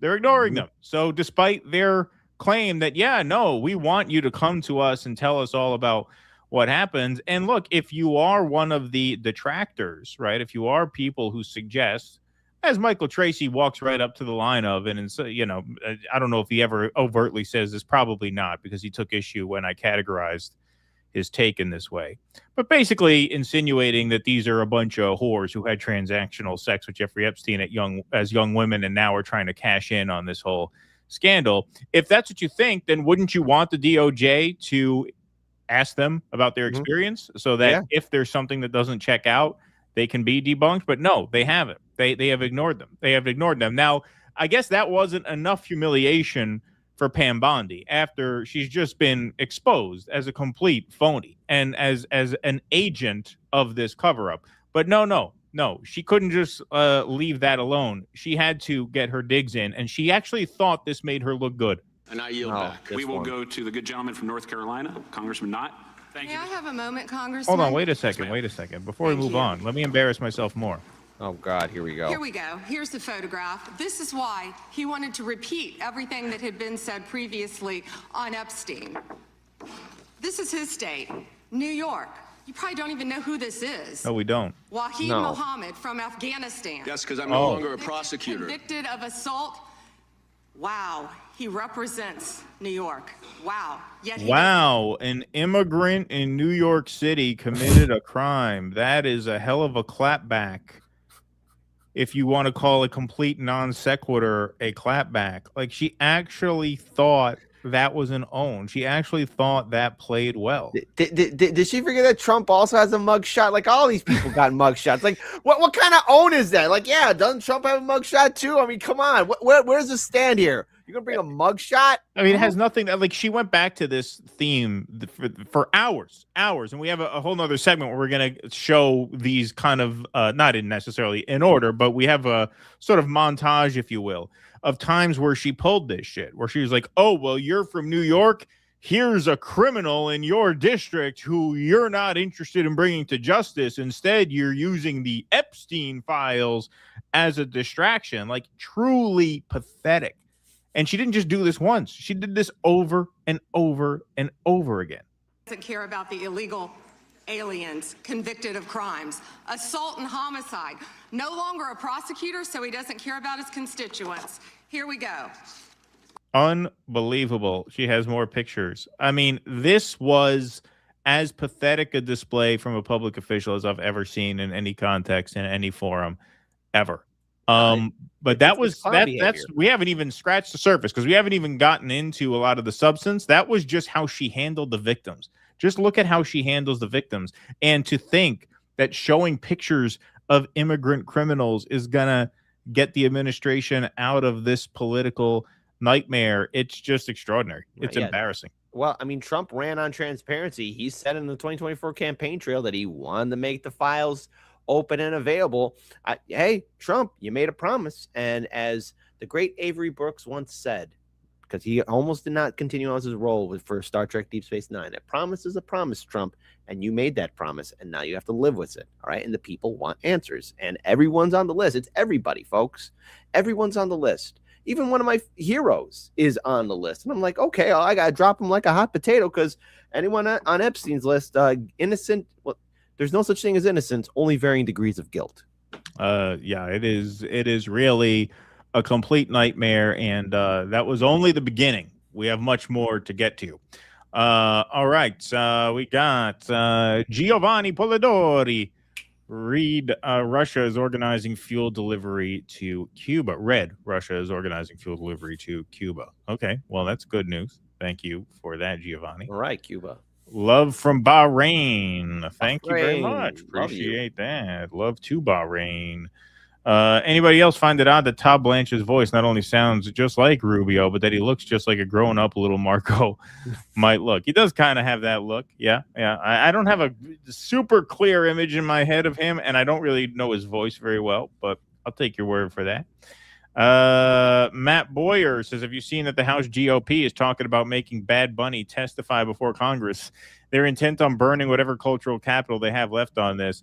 Do the Chuds even buy this? Yeah, that was something we almost were going to put on the show today. Randy Fine acting like there was some violation of the law at the halftime show. I mean, just absolutely insane. Side note, Puerto Rico is a U.S. territory, and all Puerto Ricans are U.S. citizens. So I don't know what kind of big evil plot there is, because Puerto Ricans, U.S. citizens, Americans. So no, he was arguing that, like, because some of the lyrics are about drug use, that it violates obscenity laws, which is just so fucking like insane. The Rolling Stones performed "Start Me Up," which is all about the sexual powers of a woman, and they actually did like bleep out some of the more explicit lyrics in that song, but I mean the whole song is a sex song. So and what Kid Rock's song, decent? Yeah, and Kid Rock.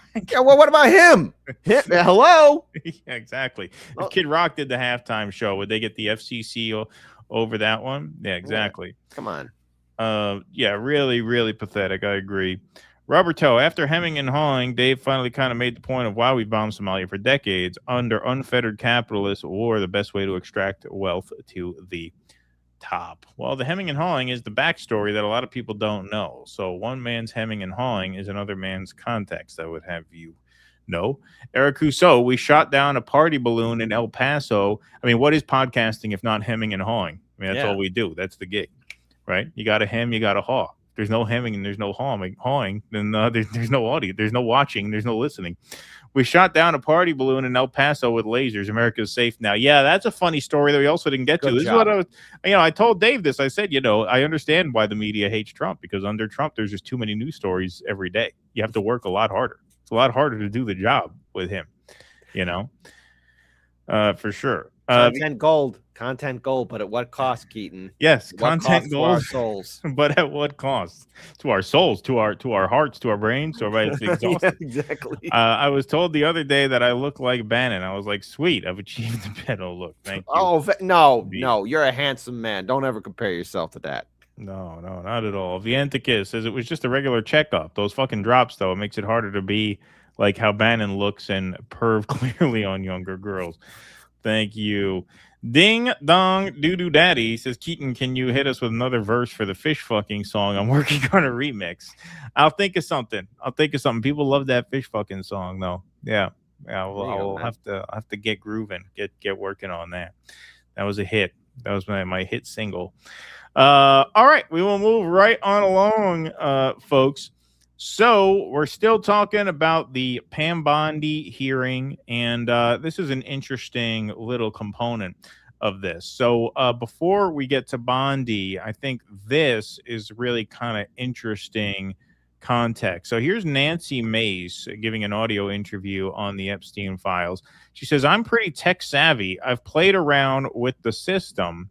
They're tracking every file that we open. When we open it, they are tracking everything. You can see the way they are tracking you if you know where to look, like I do. So these Congress people are being allowed access for a limited time to the sort of unredacted versions of these files, to the extent that there are such things. And Nancy Mace here is saying that each individual congressperson's activity is being tracked and tied to them. I'm assuming, so I'm pretty tech savvy. I played around with the system. They're tracking every file that we open. And when we open it, they're tracking everything. And you can see the way that they're tracking you when you're logged in, if you know where to look, like I do. Really? Mm-hmm. Yep. How do you find that? I don't want to say, because then I want them to hide it. Right. But I can see how they're tracking us. So they give each of us a login with their name attached to it, and every single file that we open, regardless of if we even read it, every single file that we open, that file is tagged with our name. So they get the search history and the files that we opened. Everything. How easy is it to even navigate the files? So it's tagged with their name. So it's not just like they know certain pages are being viewed. They know who views them. What's the physical space It's like a Microsoft product. It looks like Microsoft from '95. Like a computer lab. Yeah, it's actually kind of hard to navigate. So like Microsoft from '95 was kind of clunky to navigate. This system is clunky. Windows 95. Windows 95. Windows 95, and it's clunky. But by the second day I went today, I kind of got it all figured out and how to do what I need to do to find what I want to find. Do you think there could be some court? So she's basically saying they are snooping on the Congress people and they know what each of us knows. Now, nobody wants to think this. I don't want to think this way. But given the mysterious deaths that have happened in and around this case, including of Epstein himself, the fact that they know what each of these people knows is pretty disturbing. You talk about intimidation. Like now they know. It's not that just that they know it's been accessed. They know who accessed it, which to me, is pretty chilling. Yeah. Now you could say, well, that's Nancy Mace talking. How do we know this is actually happening? Well, apparently it is. Pam Bondi had a list of Representative Pramila Jayapal's search history. So remember how when the camera would cut to her, she was kind of flipping these pages around. We're like, well, what the hell are you looking at? Yep. Well, apparently this is a lot of what she was looking at. So she had with her at the table printouts of the files that each of these Congress people looked at. So this is better quality. This is zoomed in and rotated. You could see Jayapal Pramila search history, and it shows her what Pramila Jayapal was looking at when she was given access to the files, and that is essentially spying. Go ahead. Yeah, I just want to add in a couple of things here. First of all, Keen, you are not wrong in regards to the chilling effect of the government spying in and how people have deceased when covering stories adjacent or similar to this before this whole big blowout happened this year about the Epstein Files. Yeah, I take it seriously. I wouldn't be surprised if there's a cabal of people that are going to be tracking down various congressmen and women who have looked into these files. And another thing here, too, that is a picture. I used that for a thumbnail for one of my videos that was taken down before I had you on the show. And I had to edit it because apparently there were some things in that little funny music video that I did talking about Epstein's history that were taken down because of, I think, a passport was shown there. And so I blurred it out. But I just find it interesting that that very same image right there is showing just overall Jayapal's history. So that video is back up now, but it's just showing that overall the quick push that we're seeing by this establishment media and as well as by our political system to try and silence anyone digging in deeper. There's still an additional 3 million files that have not been released. So we don't know just how bad it's going to get. I mean, even then, with the 3 million files that we've dug into, we only have so much time in a day to really find out just what happened to certain victims or who else Jeffrey Epstein associated with. It's going to get worse before it gets better. And everyone needs to see this, that this government will probably do whatever it needs to take or actions it needs to do to silence anyone exposing those in power. Yeah. And here's Pramila Jayapal on the newly rebranded MS Now, talking about the fact that her inquiries into the Epstein files has essentially been spied on. Back on the screen what the Attorney General of the United States brought to the hearing today, specifically about the Congresswoman, because I think it's important. Congresswoman, were you aware that you were being, and not just you, it seems, but if they've tracked you, I would believe it's they tracked other people. So were you aware of this, one? And two, have you reached out to the Department of Justice, specifically the Attorney General's office, to follow up and ask, what the hell was that? Well, I absolutely will be doing that. We're in the process of working on a letter right now. All of us. Can I just say, because there are people watching, they're going to say, they're always sending a letter.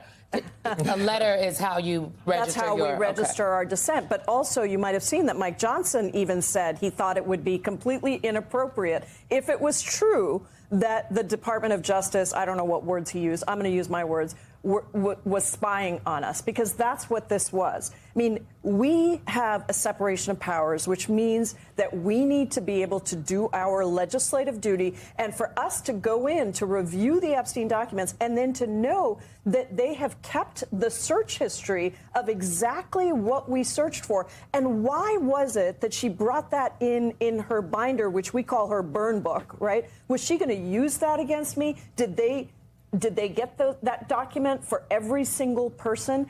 And what were they going to do with it? We need a new process. That's what. Well, of course, they got it for every single person. They weren't singling her out.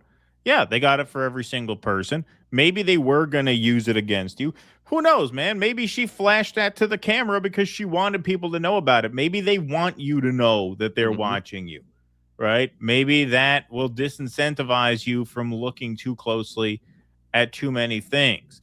But what Jayapal said there is true about Speaker Johnson. So Syeda Ashgar, sorry about the pronunciation in advance. If you're watching, Syeda, patreon.com/do-dissidents if you're watching. Hey, Speaker Johnson tells me, he's an MSNBC contributor here. Speaker Johnson tells me it would be inappropriate if the DOJ looked through Pramila Jayapal's search history. Johnson cautioned he hadn't seen the reports and didn't want to comment on an allegation that is unsubstantiated. Well, it's substantiated now. It's substantiated now. It's pretty clear that that was not a doctored photograph or of any kind. I mean, that's been picked up in every major outlet now. So I wonder what Mike Johnson has to say about it now. Like, this story is just torching the entire administration and the entire Republican Party. And when the concentric circle broadens, it's going to torch an entire political class and an entire financial class too. This is why the framing of this as an Epstein class is completely accurate. And the only way out of it is to just disavow it. And so this whole like waffling, well, it would be inappropriate, but I don't want to say anymore until we know what's true and what's not. It's obviously true. It's obviously true. This is not like a meme that someone made up and just went viral on the internet. This has now been corroborated by multiple outlets that they have printouts of the search histories of all of these Congress people. And at the very least, they're using it as intimidation to let people know, hey, our eyes are on you. Not only do we know what is known, we know who knows it. We know who knows it. I also want to add on here too, you know, the fact that they're saying like, okay, yeah, we're following these congressmen and women to probably not only make them afraid, but even make regular people afraid. And even, dare I say it, shows like ours afraid to look into this. They're trying to make us so scared. But I will say this, I will say this to the top 1%ers.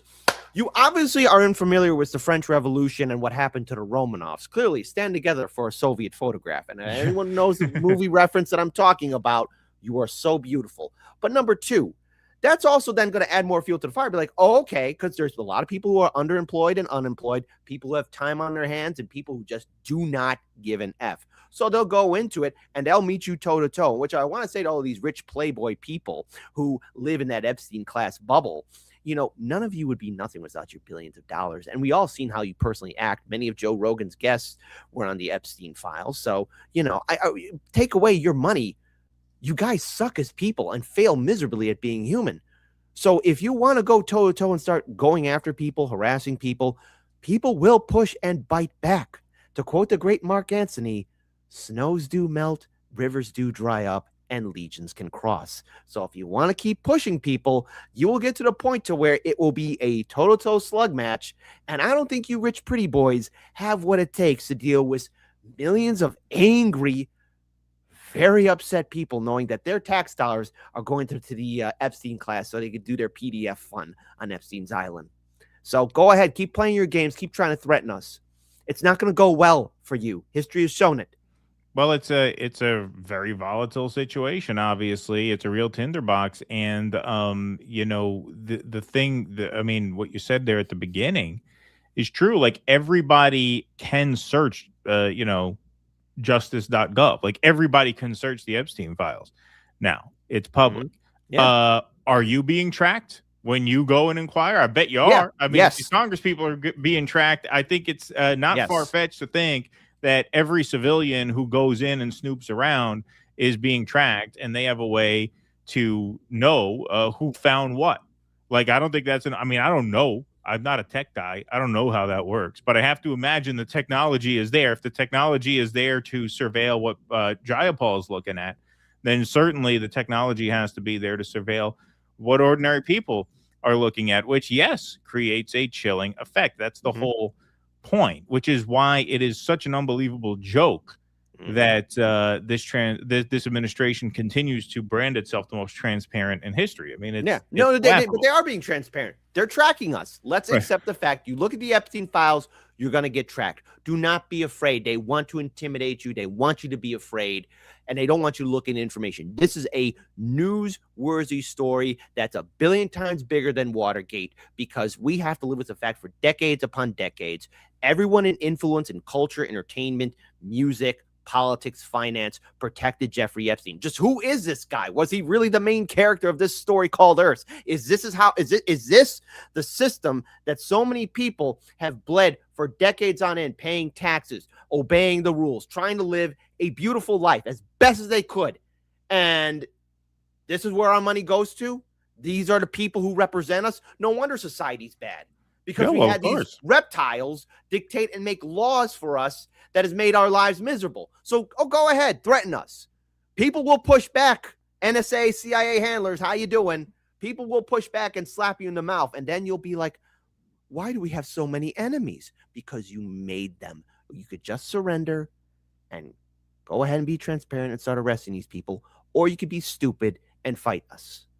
Yeah, it's going to be really interesting to see how this gets resolved, because, when you imagine a scenario like that, you imagine a devolution into civil war, which is essentially what it would be. I mean, that kind of instability is going to lead to civil war, and that kind of instability always benefits the oligarchs, especially this oligarchic class, which has the capital and the resources and the power to win a civil war, and that is what they will do.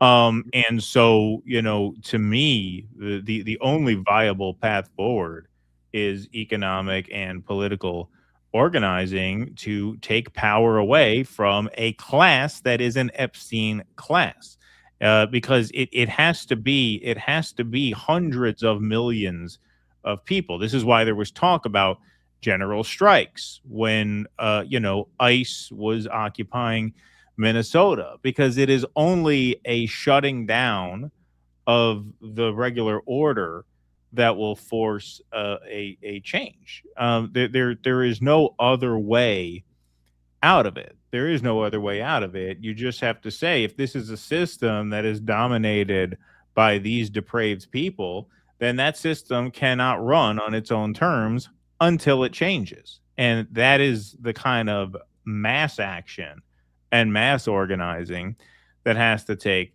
place, because any kind of revolt will be shut down in days. They have the technology. They could drone strike any one of us. They could vaporize any one of us at any second. So that's just not viable.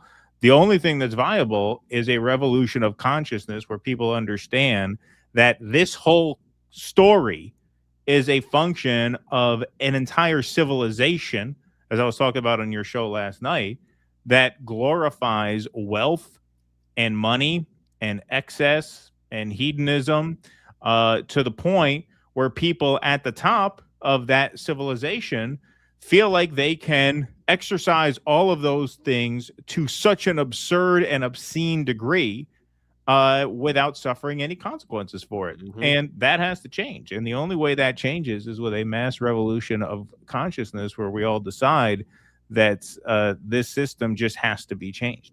It has to be. And if that means we have to suspend participation, that is the most powerful tool. There were strikes in Minnesota for ICE. It's a big part of why they pulled out, and they announced today that they are pulling out. Yeah. Right? Those protests were not violent. No ICE officers got hurt, got injured. U.S. citizens did, though. U.S. citizens did, right? But what was it? So it wasn't violence that drove them out. It was organizing that drove them out, and the fact that public opinion turned against them to the point where they saw, you know what, this is not viable. We have to pull back, and they did. All right. Let's move right on along here. They hate our new intro because our new intro is beautiful and theirs is weak, says Axel Stripe. Thank you very much. Bondi lives in the gutter. As she should. That's right. As she should. Pam's completely out of her depth. A terrific moron. Thank you, JB4421. Appreciate that. All right. 007. Hi, gents. Totally off topic. Discord soon to demand face scans for users to verify age. Maybe it's tied somehow to the story you did on Joseph Gordon-Levitt, saving kids, an excuse for all kinds.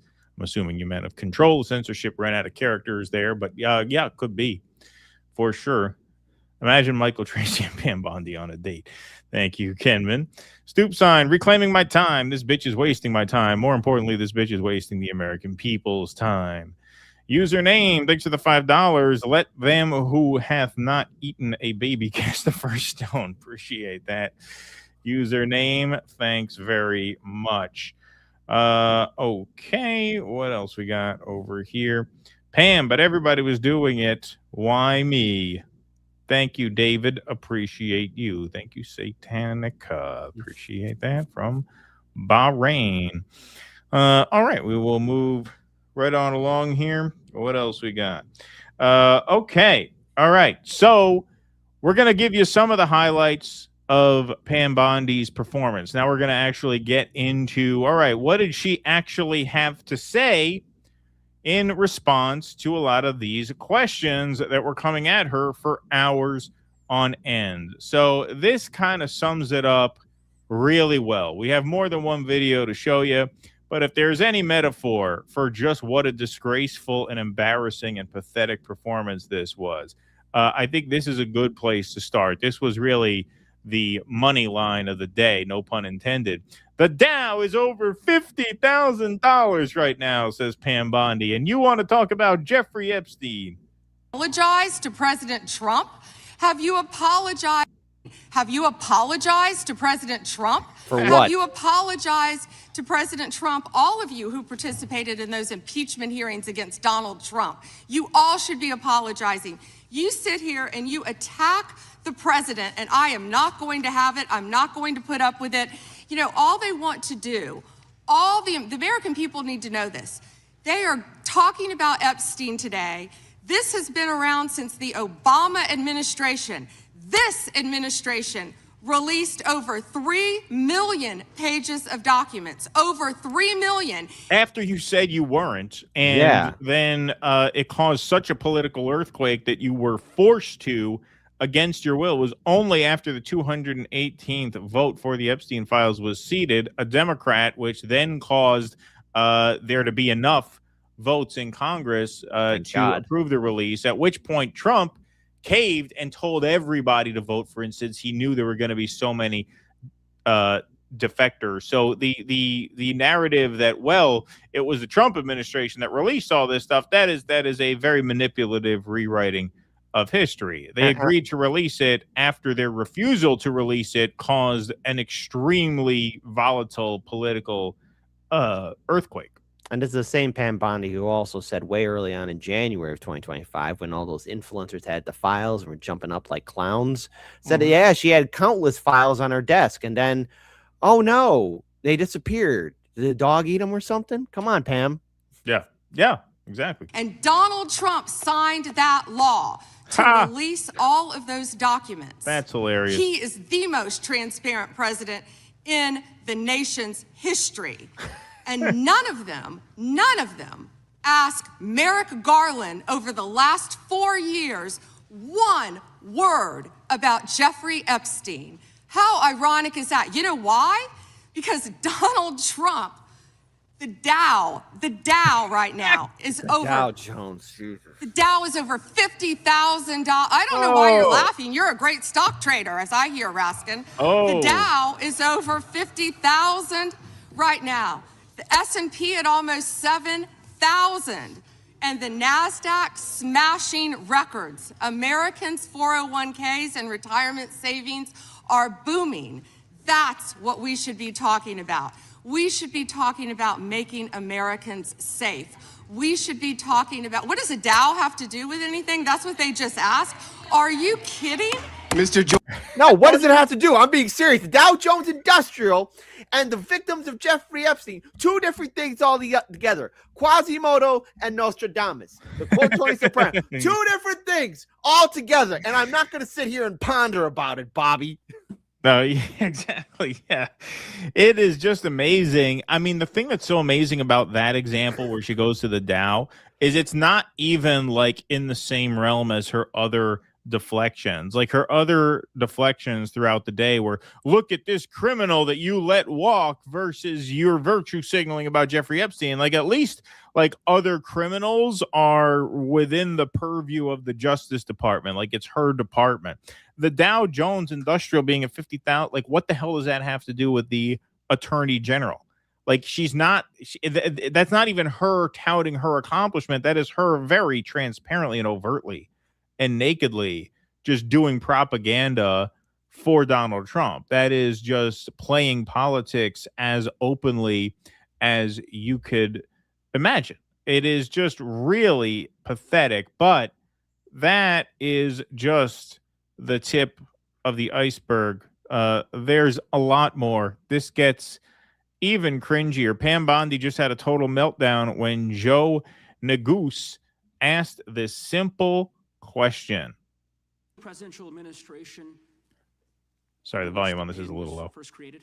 I can tell you what administration that the weaponization was ended under. I'll reclaim my time. This wasn't a trick question. You don't get to Madam Attorney reclaim General. your time. Madam Attorney General, because I don't like it. Mr. Chairman, will you explain to the witness that he does reclaim his time? Because I don't answer a question to your satisfaction. Mr. Chairman. Madam Attorney General, the time belongs to the gentleman from Colorado. The president under which PIN was created was Gerald Ford. It was created after Watergate. I'm not asking a question, Madam Attorney General. The administration under which it was created was Gerald Ford. When you first started as the Attorney General of the United States, there were 35 people working in that office. There are now 2 people working in that office because you have gutted it. How many people work for the National Cryptocurrency Enforcement Team in the criminal division today? Uh-oh. Uh-oh. Can you answer? Can I answer the question about PIN? I've asked you a question. How many people asked work? me a question, but you don't How want many the people answer. work I'm not for the gonna answer your National questions the way you Cryptocurrency want. Enforcement Team? You won't answer how many I'll people? answer PIN. You. Amazing. Will not be You know what? weaponized. You know what? What's Madam funny Attorney about General, this? I'll say to the chairman. What's funny about Chairman, this? you know what the answer is? And I think I understand funny why the about Attorney General this? does not want to answer the question. Because you eliminated the National Cryptocurrency Enforcement Team last year. So I understand why you don't want to Zero. tell the American people who works there. Yeah, I understand. Zero's a why number. You don't want to talk about Mohammed Yeah. Solomon in your district. In any event, who murdered people. You don't want to talk about Mohammed Solomon in your district who murdered people. It's her answer for everything. It keeps going. This is what I mean. Like, this was the most embarrassing performance by any public official in any public forum I've ever seen in my life. And it's really not an exaggeration. Here she is again, playing the same card with someone else. You know, Facility, I do have to call I into don't question know her why. academic history, because if she's going to fail this miserably, I'm wondering, man, how did she really perform in school, or did someone help her, man? I don't know. It's pathetic. The same level of facility. I don't know why, but you know, instead of talking about Ghislaine Maxwell, who hopefully will die in prison, you should white collar about prison. Irina Zarutska. Well, she's not going to. Donald Trump is clearly going to commute her sentence. But okay, so here she says, why are we talking about Ghislaine Maxwell when we should be talking about who? Will die in prison. Hopefully will die in prison. You should be talking about Irina Zarutska. Who died on a subway. A white woman murdered by a black. That's who you should be talking I about. have been talking about it and actually helping with these issues. But we're going to move back to you. I bet we are. Yes, of course, because you're here to testify. It's your hearing. That's what the whole point of You're this in the hot seat. endeavor is. So, of course, we're moving back to you. It is all about you. What a child. Like, what a pathetic child. It gets worse and worse and worse. This is Representative Balint from Vermont. Accountability. Who is Chris Malin? Was the president he? aware? Please stop talking. It is not your time to ask was questions. It is not your time. I'm reclaiming my time, Mr. Chair. One second. Time belongs to the gentlelady from Vermont. Was the president aware of Secretary Lutnick's ties to Epstein when he chose him to lead the Department of Commerce? Was he aware? Chris Malin was a Border Patrol agent. Okay, so I'm going to conclude God. Again, did know about his Again. because he was the next door neighbor. Shame on you. Shame For on goodness you. sakes, this is Shame pathetic. on you. This is pathetic, Mr. Will be Chair. in order. I am not asking trick questions here. The got your American 5 people have a right to know the answers to this. These are senior officials in the Trump administration. This is not a game, Secretary. I'm Attorney General. My apologies, I couldn't tell. Oh, burn. Another one where, here's a question about the Epstein Files. I'm going to read the name of a Border Patrol agent who was attacked. Like this, just complete non sequiturs over and over and over again. Of course, she did the same thing to Dan Goldman when he did the thing about the victims, which we played in a previous segment. So we're not going to show that video again. But then she pulls the old anti-Semitism card out of the deck. Yes. It's that Coca-Cola classic, people. Yeah. When in doubt, pull out anti-Semitism. What else could go wrong? The good old anti-Semitism. Marlon, anything about Epstein, not once when he was... Weak sauce. And also, I want the record to reflect that, with this anti-Semitic culture right now, she voted against a resolution condemning... He is Jewish. I just want to be clear. She voted against a resolution condemning from the river to the sea. Unbelievable. Do you want to go there, Attorney General? Or do you want to go there? Are you serious? Talking about anti-Semitism to a woman who lost her grandfather in the Holocaust? Really? The committee will be in order. Talk to Jared Wise about anti-Semitism. The ranking member knows that. Can I get like 30 seconds back? Yeah, I've been No, it's really funny. No, this is really funny. That looks really good to be laughing about all this with the victims in the room and you being caught over and over and over again. And She's being caught lying. Here's the thing: with a hearing like this, you never want to be caught lying, which is what is happening to Pam Bondi here. All right, and not to mention she's representing Trump. So Trump, this doesn't look good on you too, orange clown. So there you go. Yeah, just an absolute nightmare. This is another soundbite that went viral where she just snaps at Jamie Raskin, calls him a loser lawyer. All day long, but not on our watch. Not on our time. No way. And I told you about that, Attorney General, before you started. You don't tell me. Yeah, I did tell you because we saw what you did in the Senate. Lawyer, not even a lawyer. You don't. I mean, this is just like this is a true meltdown. You don't tell me. Yeah, I did tell you because we saw what you did in the Senate. Lawyer, not even a lawyer. Committee will be in order. Jesus, Jerry Springer had more decorum in his shows than this. I said that already. 45 seconds. Okay. I never seen a crash out like this. I tweeted out. I said this is the biggest crash out since the term crash out became a thing. Like it doesn't get worse than this. I've never seen a performance like this. It was just extraordinary. For hours and hours and hours on end. Every time she's confronted with questions that she can't answer, she doesn't even try to pivot to something else. She's asked by the woman from Vermont a question. She says the name of this was a Border Patrol agent who was. It was psychotic. It was absolutely psychotic. This is great. I got to play this. This is if Pam Bondi was a waitress. I'm assuming this is by April Ajoy. This is a TikToker. This spot on impression right now already before you even play the video. This is fantastic. So this is Pam Bondi as a waitress.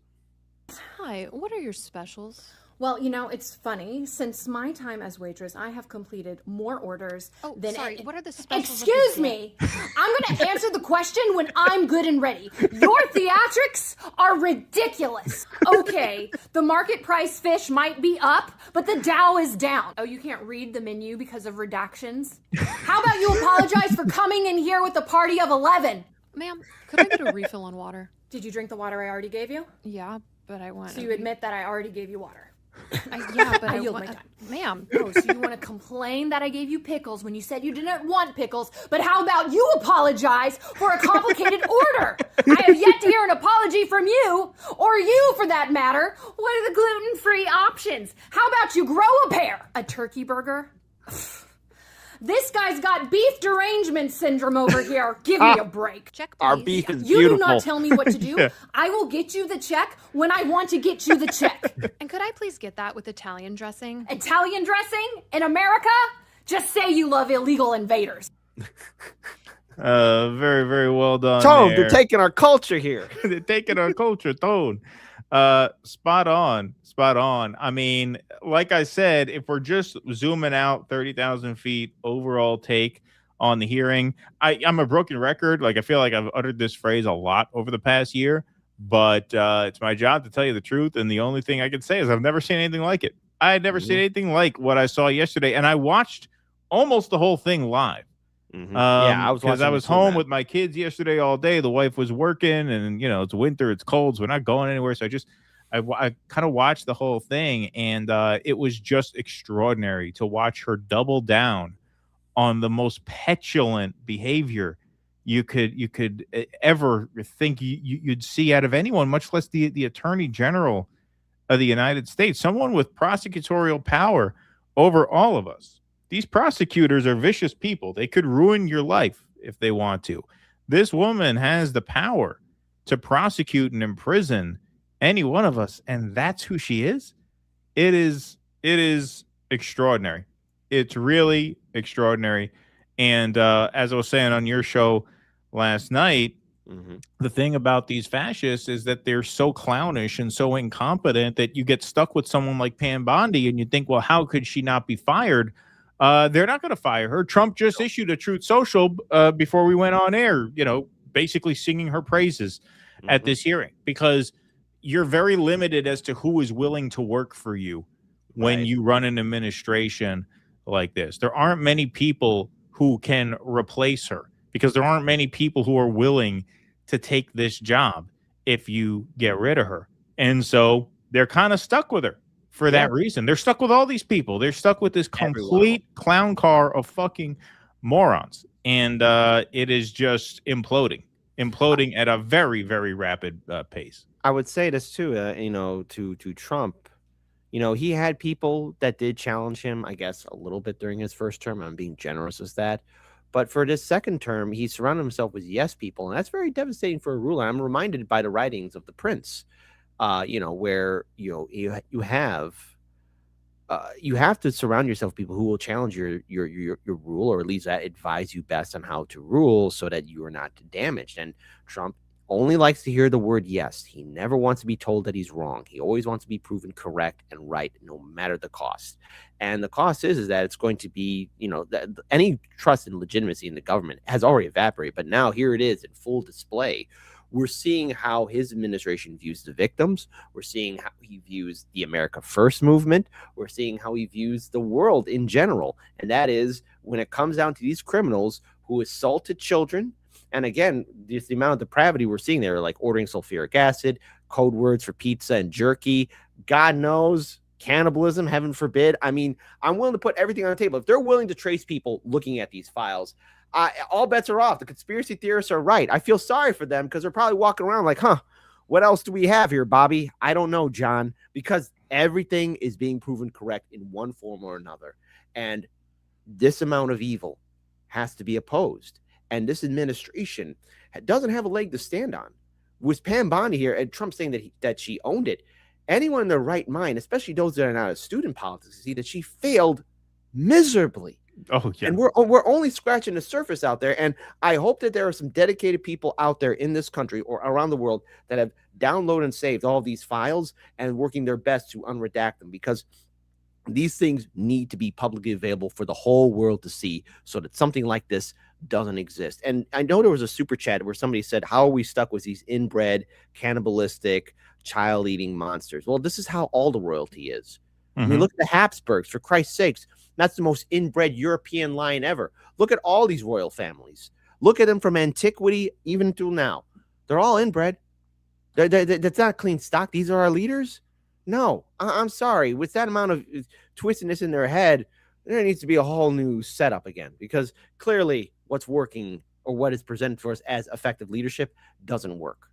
That's what I said. They all fuck the same fish. That's a very poetic statement. Soon heaven. Dr. Shiva for Senate, Massachusetts. Get involved. Is he running? Interesting. Mudahar has a video on some guy figuring out unredaction using 64-bit, some ordinary gamer. I'm sure there are all kinds of theories out there. Wasn't there one thing that was redacted, but people were able to get around it somehow? I don't know if they made that mistake on all of them. This is all going on during previous administrations. The last batch of files could destroy the legitimacy of the government. Maybe that's the long game. Replace covert perversion with overt tyranny. Well, yeah. I mean, I think there's a lot to that.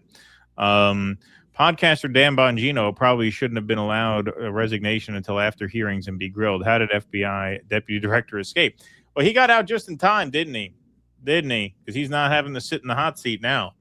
Nocturnal Human, Your Honor, in my defense, look at this picture of a sad puppy. Isn't that awful? Exactly. RB, hey RB, says, for my reading of the MAGA channels I follow, fully 80% of the base is in open revolts. Good. Yeah, that's good to know. As they should. They should be. I invite anyone across the political spectrum to be upset with us. I mean, these people hurt children. Children disappeared. Like, where are the bodies at? That's what I want to know. If I ever start a podcast, I'm calling it the Hemming and Hawing Show. Thank you, Nocturnal Human. You already got a subscriber now. Boom. Done. Raven Last suggested this before, but Eat the Rich by Motorhead should be on the soundboard. That's interesting. Didn't Aerosmith do Eat the Rich too? I think so. There are a couple of versions of that. Raven Laz, in China, pedophilia is punishable by, do you guys support capital punishment for PDF files? No, I don't support the death penalty on principle. No. That's my answer. Across all crimes. I just don't support it philosophically. Obviously it's as horrible a crime as you can commit. I think the penalty should be life in prison. I don't support the death penalty. I will have to disagree. I mean, with this, I can't. I mean, I get it. I understand the death penalty, but for something like this is just beyond evil. And not to mention, the prison system here in the United States has its own system for these PDF files. I mean, they have their own justice. They have their own justice. But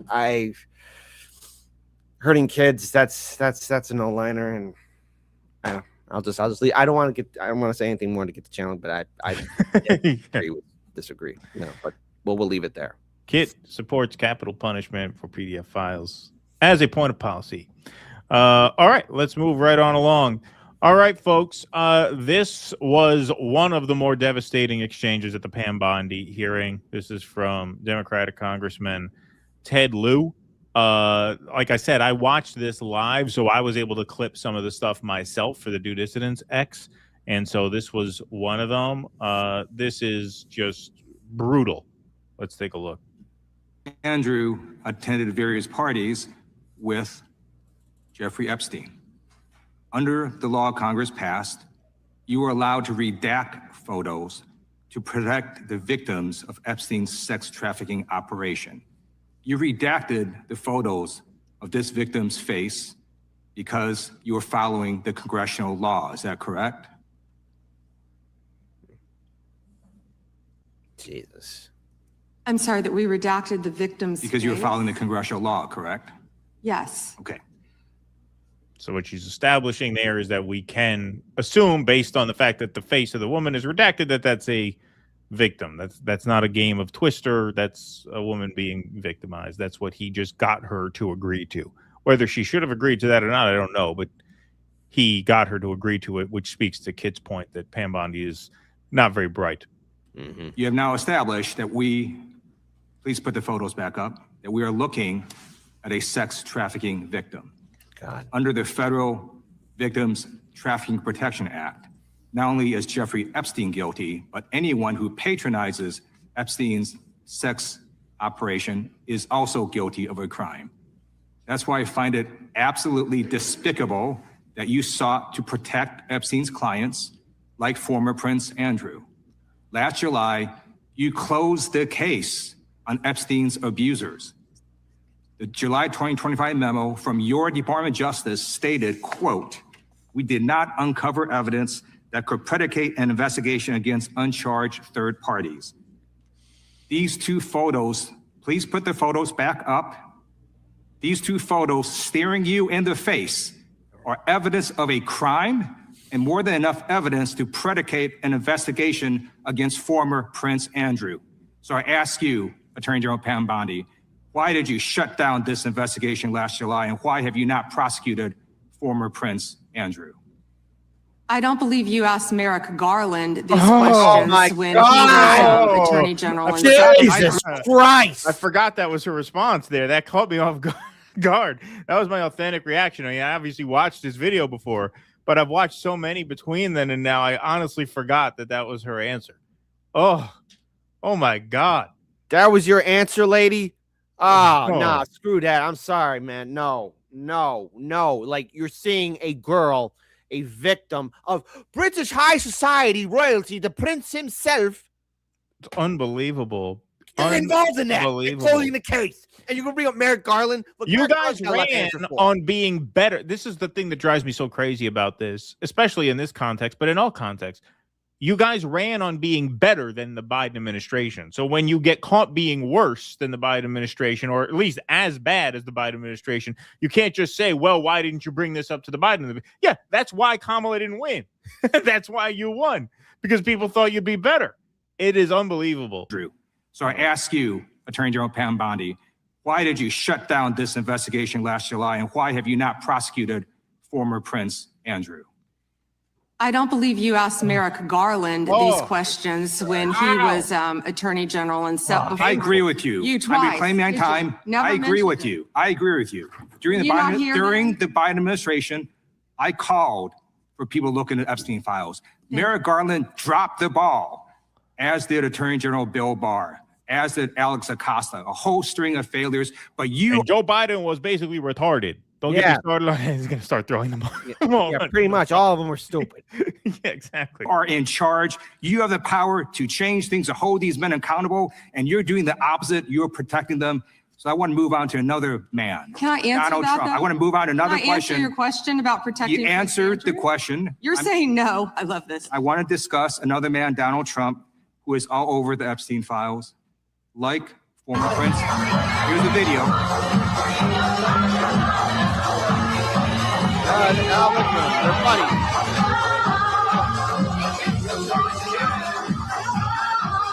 What's so funny? What was the joke? There's Ghislaine in the background. Former Prince Andrew, Donald Trump attended various parties with Jeffrey Epstein. I want to know, were there any underage girls at that party or at any party that Trump attended with Jeffrey Epstein? Okay, so that's the question. Were there any underage girls at any party that Trump attended with Jeffrey Epstein? Now, she fucks herself twice here. Twice in the same answer. There we go. This is so ridiculous, and that they are trying to deflect from all the great things Donald Trump has done. There is no evidence that Donald Trump has committed a crime. Everyone knows that. This has been the most transparent presidency. Okay, so notice she didn't say no, he was not partying with underage girls. She doesn't say he wasn't doing that. That's why she took so long to open her mouth, because she knew she couldn't say, well, no, he wasn't at a party with underage girls. She has this very long pause before she goes back to her standard deflection, and then he nails her on that deflection. Jeffrey Epstein. I want to know, were there any underage girls at that party or at any party that Trump attended with Jeffrey Epstein? It's a long pause. Breathes in, breathes out. Oh, her This soul. is so ridiculous. Disappeared. And that they are trying to deflect from all the great things Donald Trump has done. There is no evidence that Donald Trump has committed a crime. Everyone knows that. This has been the most transparent presidency. He's the one that asked that those files I'm reclaiming my time. be I got your released. answer. You said there's no evidence. Trump asked Chairman, please stop the to clock. sign Stop the clock. the legislation. This is Time belongs to the gentleman from California. Okay. Yep. I'm going to put up another document from a witness who called the FBI's National Threat Operations Center, because I believe you just lied under oath. There is ample evidence in the Epstein files. Don't you ever accuse me of a crime. I believe you just lied under oath, and this is all on videotape. You said there's no evidence of crime. I'm showing you.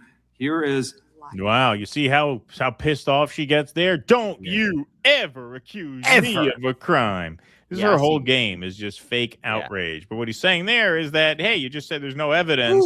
Well, this seems like evidence. I'm going to put up another document from a witness who called the FBI's National Threat Operations Center, because I believe you just lied under oath. There is ample evidence in the Epstein Files. Don't you ever accuse me of a crime. I believe you just lied under oath, and this is all on videotape. You said there's no evidence of crime. I'm showing you, here is a witness statement who called into the FBI's Threat Operations Center. He drove Donald Trump around in a limo. He overheard what Donald Trump said to Jeffrey on his cell phone. He was so angry, he was going to stop the limo and hurt Donald Trump. And he met a girl who said she was raped by Donald Trump and Jeffrey Epstein. She later had her head blown off, and officers at the scene said that could not have been suicide. No one at the Department of Justice interviewed this witness. You need to interview this witness immediately. Epstein should rot in hell, so should the men who patronized his operation. And as we sit here today, there are over 1,000 sex trafficking victims, and you have not held a single man accountable. Shame on you. If you had any decency, you would resign right after this hearing concludes. The gentleman has expired. Really boring. Yeah, I don't know how you respond. No I did not ask a question, Mr. Head. You're allowed to. I did not ask a question. They really think this, like, it looks good for them to just, like, be shrugging this off and rolling their eyes. I mean, look what he just said.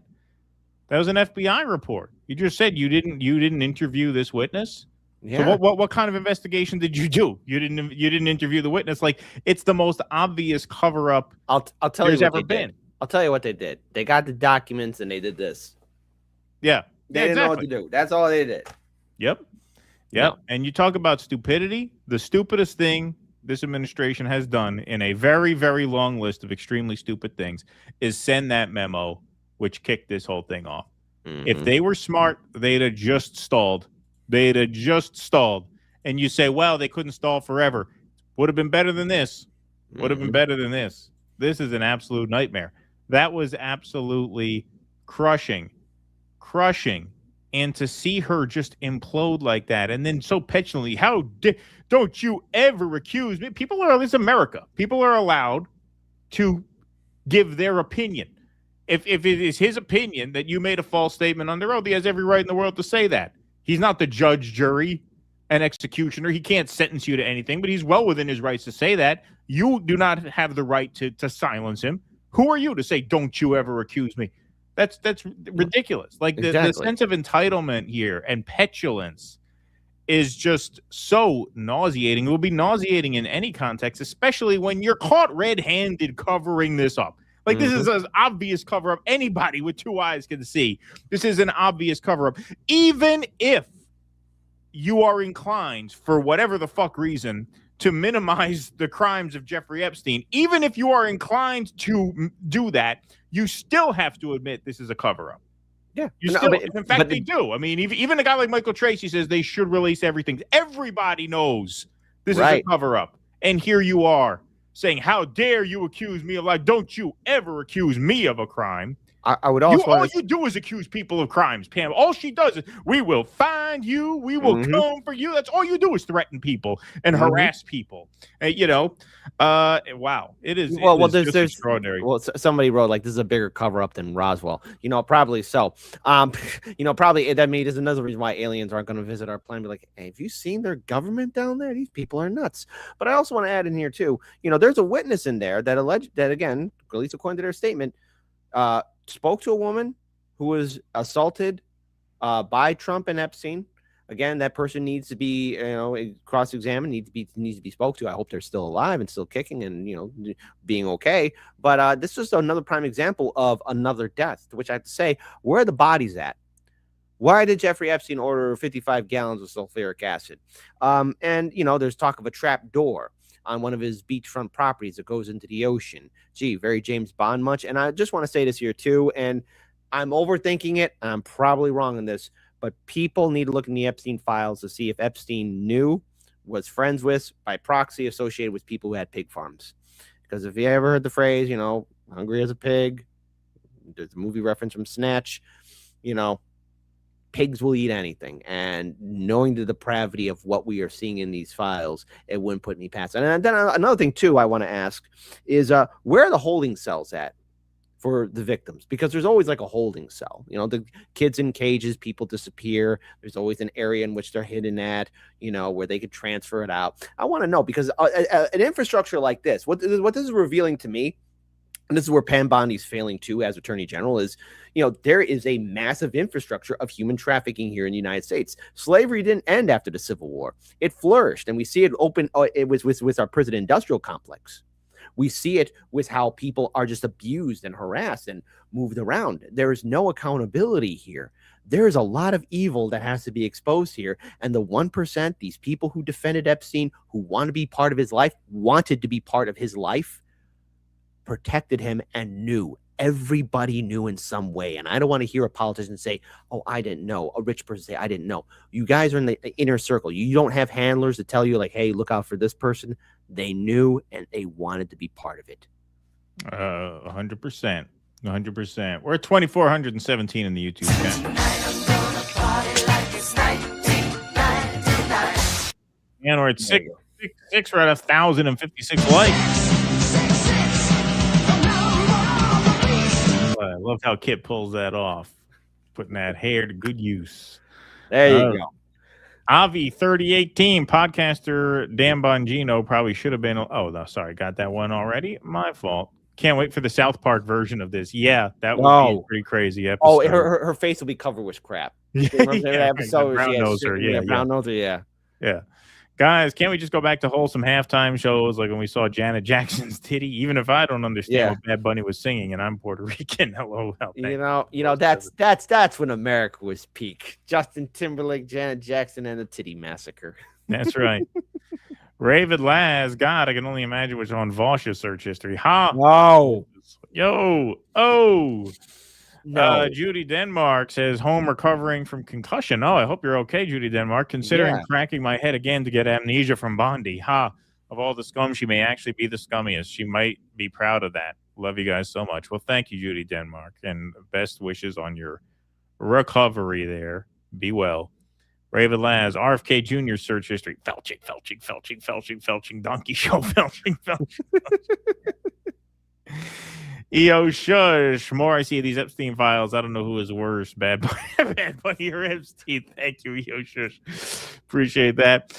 Get Up King. Bondi talks with flailing desperation of someone that can see a red laser dot on their own forehead. Well, correction, perhaps an invisible red laser dot. Exactly. They're watching. They're watching.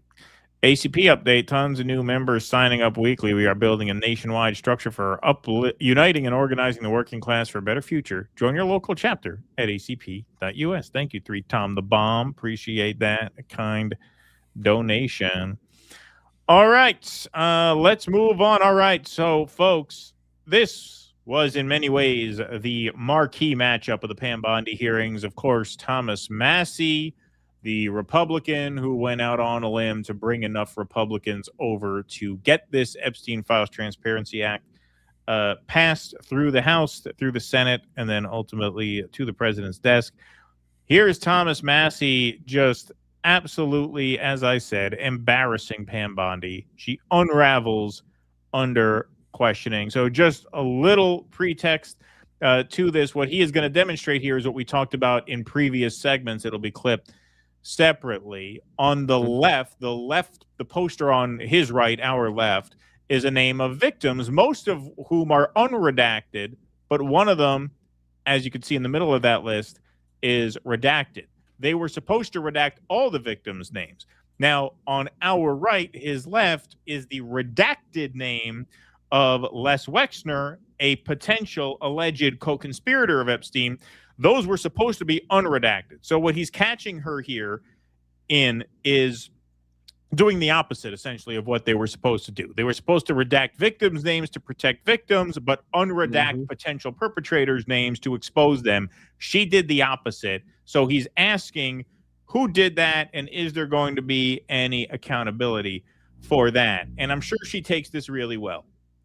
Brack, who in your organization Are you able to track who in your organization made this massive failure and released the victims' names? Are you able to track who it was that obscured Les Wexner's name as a co-conspirator in an FBI document?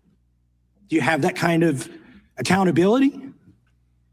I believe Wexner's name was listed more than 4,000 times. Yeah, I already told you that. This is where he's listed as a co-conspirator. Finish my answer? Yeah, this is kind of the big one. Come on, let me finish my answer. We corrected that within 40 minutes. He was already, you're acting like everybody's trying to cover up Wexner's name. Reclaiming my time. Like we're trying to cover up Wexner's name. Come on. Do you really think we would try to cover up Wexner's name? Yeah, we make it a big deal out of it for. We fixed it within 40 minutes. Within 40 minutes of when? Within 40 minutes of when? He's about to tell you. Answer this question. Reclaiming my time. He was, Mr. Chairman. This is how this works. Can I have my time back? Mr. Chairman. The gentlelady can give her answer. The time belongs to the gentleman from. All right, I'm reclaiming my time. Can I give my answer? So I'm going to put the language of the bill up on the screen. Chairman, may I give my answer on that?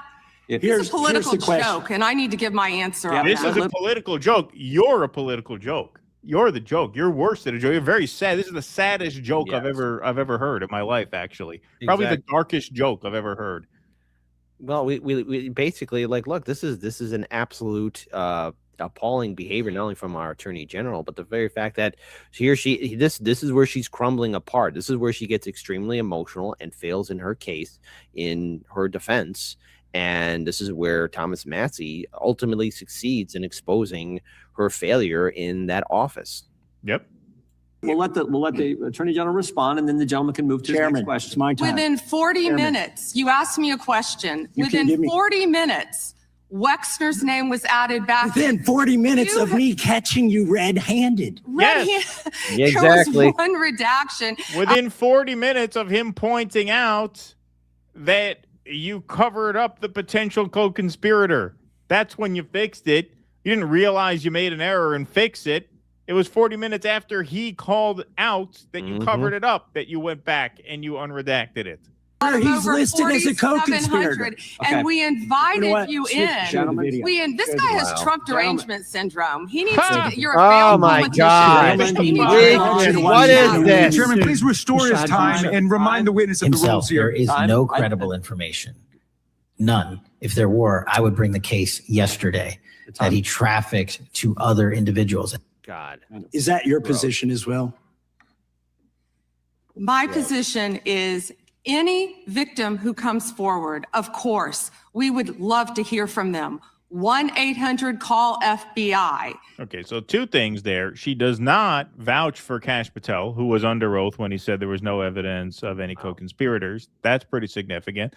The second, as we've been over in previous segments, it'll be clipped separately, of course, victims of Epstein are literally standing a few feet behind her back now. And they were all asked by numerous Congress people, have you been in touch with the DOJ? None of them were. They were all asked, have you tried to get in touch with the DOJ? They all raised their hand. So the idea that they're eager to hear from victims is just patently absurd. It's obvious nonsense. That, you want to talk about lying under oath? That's probably the closest she came to lying under oath, saying we want to hear from all the victims. Now, you can't prove intent, so it's technically not prosecutable, but that's an obvious load of horse shit. Did you ask Merrick Garland that the last 4 years? Did you talk about Epstein? I'm reclaiming my time. I'm glad you're asking about Merrick Garland. You don't get to reclaim because time this when is you don't- bigger than when you can't- Watergate. when I don't answer the question the This way you goes want. over 4 administrations. You don't have to go back to Biden. Let's go back to Obama. Let's go back to George Bush. This cover-up spans decades, and you are responsible for this portion of it. And that's now, where the I want to know at transparent- what point did the FBI and the DOJ decide that Lex Wessner was not a co-conspirator? Because our Epstein Files Transparency Act requires you, please put it back on the screen, please, to release the internal decision about whether to prosecute him or not. Did she just say his time is up? Yeah. I mean, talk about a guilty conscience. Talk about being nervous when she starts refereeing when your time's up. She said that to one other person, too, that their time was up. Requires you, please put it back on the screen. Time's up. Please. Wow. to release the internal decision about whether to prosecute him or not, and it's not in the files, and it's not in the files for any of these other men. The gentleman has expired. May she answer? And he's a hypocrite because he voted against the ban that we were talking about on deep fake AI porn. Only 2 people voted against it, and you were That one has of them. nothing. That has absolutely nothing to do with what it is. Unbelievable that you come back with that. What he said there at the end was really important, which is that they are required under the law to publish their decision and the rationale behind their decision to either prosecute or decline to prosecute these conspirators. Pardon me. So if they decided not to prosecute Wexner, they were required under law to put in writing what led them to that decision. And what Massey said there was that no such writing is to be found anywhere in the files, not only as it pertains to Wexner, but as it pertains to the other co-conspirators, alleged co-conspirators, we have to be careful to say, in the files. So they're in violation of the law by not providing that information. Once again, hate to be a broken record here, but this is kind of an important story. The most obvious cover-up ever.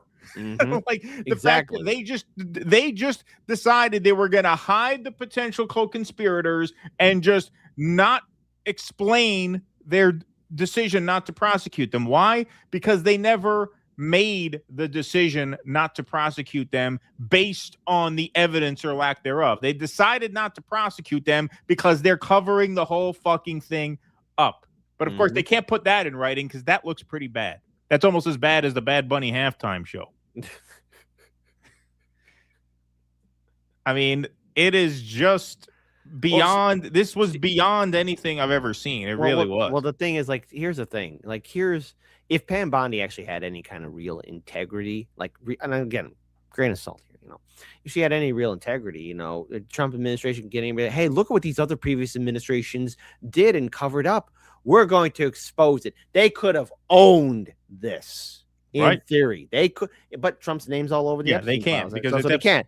Yeah. So if Trump was this honest, great, good guy, man, woo, in an alternate universe, man, this would have been like, if he wasn't associated with Epstein and was like, there we go, man, he would have gone on in history as the greatest president ever, exposing the failures of other presidents. And there you go. But no, we don't live in that timeline. We live in a real world of reality where the top 1%ers like to enjoy each other's depravity because there's something mentally wrong with them. All of them. They have so much wealth. Either they get it through nefarious means because they have mental health issues, or either that they inherit it and thus in turn, they also got all that other mental health issues. And knowing how their upbringing is, it's not surprising that they are willing to protect one another. I just got to say this, like, everybody knew about this and they were willing to protect each other. They were willing to also hang out with Epstein. And I would say to these 1%ers, would you want to leave your kids alone with him? Hey, hang out with Uncle Epstein. Right. Yeah, exactly. Hang out with Uncle Epstein at his mansion in New York City, like how, what's his name? Noam Chomsky, or go to one of his Paris estates, or go to one of his ranches where Jack Horner was there and said he had a great time with the girls. Jack Horner, who advised Spielberg for Jurassic Park, world famous paleontologist. What about the island? You want to hang out with Uncle Epstein? Rich people, rich folk. You want to give your kids to Epstein? Go ahead, do it. I want to see if you do that. I want to hear an answer, yes or no. Yeah, it's pretty extraordinary. So here's Thomas Massey after the testimony, giving a little post game. She didn't answer anything. No, she didn't. Evidence today that shows that his statements were false under oath. Kash Patel's statements were false. They are in possession. They were in possession at the time, and they're still in possession of evidence that other men participated in the sex trafficking. Attorney General Bondi didn't seem to directly answer that question. I mean, what do you make of what she did say? She didn't answer anything. She came here just ready to talk about the Dow Jones and the NASDAQ, which seems kind of crazy to me. Exactly. Yeah, it seems really crazy. You know who it also seems really crazy to? Kyle Rittenhouse. Even Kyle Rittenhouse says Pam Bondi needs to resign. Harmeet Dillon for Attorney General. Harmeet Dillon is the assistant AG now. Well, I'm sorry to disappoint Kyle Rittenhouse, but unfortunately, Harmeet Dillon is not exactly the cavalry, since here she is retweeting a smear against Thomas Massie. So Glenn Greenwald says when Trump first started telling MAGA to hate Thomas Massie, the reason he gave them was that he's a grandstander who gets nothing done. Now Massie is getting things done, did as much as anyone to force the release of the Epstein Files, yet now many hate him even more. So here's a tweet calling Thomas Massie a scumbag based on this exchange that we all just watched. And guess who retweeted that? One Harmeet Dillon. So sorry to disappoint Kyle Rittenhouse, but a fish rots from the head down. And this entire administration is just garbage. They're all garbage. No one is going to correct course from within here. They're all in on this obvious cover-up, and it is really just an absolute disgrace. You know who's honest about that? Our friend of the show, Rex Jones, son of Alex, says worst administration in history. Can't believe I'm saying it, but it's the truth. Incompetent, arrogant, and corrupt to the core. Exactly. Corrupt to the core. It's not about, a personnel change is going to fix this. No. Harmeet Dillon is all in on smearing Thomas Massie. She's all in defending Pam Bondi. There's no one switch that you're going to make here. They are going to have to make a political calculation. And by they, I really mean the Republican Party, the members of Congress who have careers that they want to maintain after all of this is over. We did a segment on Tuesday. Russ did it about, Lauren Boebert and Anna Luna kind of throwing shade at the Justice Department for their kid gloves treatment of Ghislaine Maxwell and some of the redactions in the files. That's whose hands this is ultimately in. This administration is just all in on the cover-up. The Republicans in Congress are going to have to figure out their response to this while they still can, because this is going to be absolutely devastating in the midterms, no matter what. No matter what voter suppression they do. At this point, I don't even think voter suppression is going to do all that much to save them. The voter suppression might reduce the size of the blue wave, but the Democrats only need a small handful of seats to take the House. And once they do that, the investigative power is put in their hands. And at that point, it really doesn't matter what the Republicans have to say. So if they want to save their careers, they have very little time to do it. And that's the only thing that's going to cause any kind of seat change here, because otherwise this is clearly just going one way the wrong way. There's really, in my opinion, nothing could save anybody. And look, for this midterm election cycle, I mean, it's clear that voter turnout's going to be high, especially because obviously the Democrats are not saints in this either, because there's Democrats in the Epstein Files too. Well, obviously. But I would say that there's a lot in which they could run on, and what's very clear is that the American people, though, but despite anything else, with everything that's being revealed, as this story becomes more prominent, and I wish that more media outlets would cover more of this, is that we want justice. Are these people going to go to jail? Now, I would say probably no. And I hate being that guy to say that, but Americans want justice because there's now, it's going to be very clear in front of us, two tiers of justice. One's for the rich and then one's for the rest of us. And if it's becoming abundantly clear that the rich are just dictating everything, can get away with murder and assault and PDF actions, then what is the point of this whole thing, of this republic, of equality? And then it's all a joke. And nobody should take anyone in any position seriously. And people wonder why empires fall, nations fall. This is bit by bit, song by song, note by note, how every nation falls. Everyone check out Fall Civilization podcast, okay? The story is shockingly familiar. It's not the outside illegal armies or barbarian hordes that destroy the... That does happen. Yes, that is a factor. But the key leading factor that leads to the decline of a nation is from within, from its ruling class, as they oppress and abolish and hurt working people who keep the nation, alive. Because to these 1%ers, you could threaten us as much as you want, but I'll give a quote from Tyler Durden. The people you're going after are the people who cook your foods, throw out your garbage. We guard you when you sleep. Do not F with us. And for some reason, these rich folks think they can get away with it now because of how much power they have. Well, you're surveilling us. You're telling us what's going to happen to us. You're going to track us all down. You're going to hurt us. So in other words, you are making the big mistake that Machiavelli would say. You're not loved. You're not feared. You're hated. And when everyone hates you, you got nothing. Because they know what you're going to do. We now know what you're going to do to us. You put all your cards on the table. So now everyone hates you. 1%ers who defended Epstein.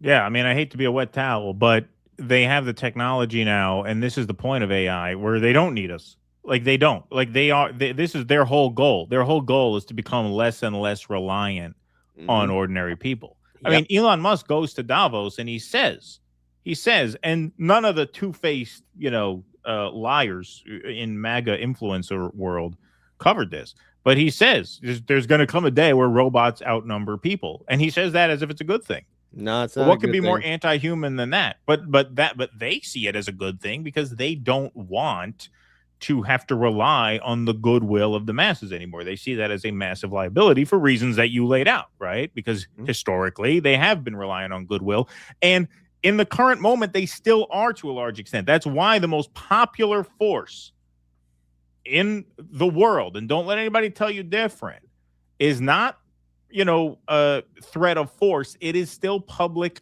opinion. That is why ICE pulled out of Minneapolis. That and that alone. And so don't let people dissuade you of that. They have not built the robot armies quite yet.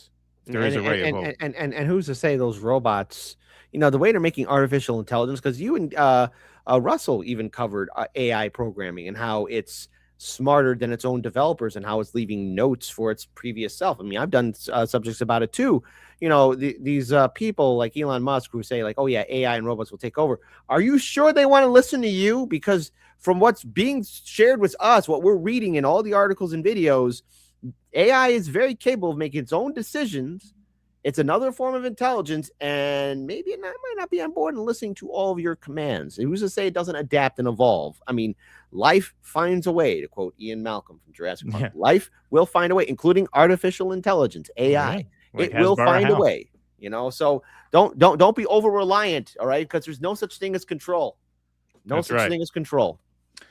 Albu Kid says, this is cringe, but definitely see bread and circuses, WWE scripted humiliation rituals with zero real-world accountability, distracting us while the DHS is buying and building concentration camps nationwide. Well, there's always going to be something flashier in the front pages than that, my friend. Get up, kid. Bondi would be less cringe if she offered to blow everybody in the room. Yeah, I would say the way less. Like cringe. Lorenz Coluto. Yeah. Talk about an obvious point. The impunity with which she lied is actually scary. She feared no consequences. Maybe she knows there are no consequences. I mean, look, I think there's a good possibility Trump just pardons his entire cabinet on the way out so that they don't, they're not prosecuted. Now would be a good time to show that clip where Miriam Adelson introduces Pam Bondi at the APAC conference. Yeah, exactly. Always a good time to play that. Albu Kid says the biggest issue with our government is that we have no real avenue for the people to remove dirty and corrupt government officials, elected or otherwise. We don't have a representative government. Thank you, Albu Kid. Appreciate that very much. Avi 3018 says, I'm very data dependent, and data on my desk shows that Epstein may have belonged to intelligence. Is no longer in my lane. Talk to Patel or Gabbard. Yes, indeed. Send her copies of Orange is the New Black. Good one. Xander Vorkov says, I hope all the hemming and hawing about Epstein will prompt people to take another look at King Charles' close relationship with Jimmy Savile. Savile was also very chummy with the Yorkshire Ripper. Thank you. Deep Green says, LMFAO, OMFG, Blanche Dubois is unhinged. Yep, certainly. No doubt about that. Completely unhinged. Well, speaking of unhinged, how about this story, everybody? So, one thing we haven't really talked much about so far in this stream is the reaction in right-wing media to this patently and obviously disastrous Pam Bondi hearing. Well, here's some funny video. This is from Real America's Voice, one of the Newsmax-type TV channels. Daniel McAdams tweets out, this is what passes for conservatism in 2026 America. Yeah, here's some right-wing hack media, MAGA media, trying to, yes, actually spin this as a victory for Pam Bondi. Pam Bondi hit it out of the park today. Yes, this is real. Speaking of AI, this is not AI. This is real. Pam Bondi showed once again today why I'm her biggest fan, because she's bold, she's fearless.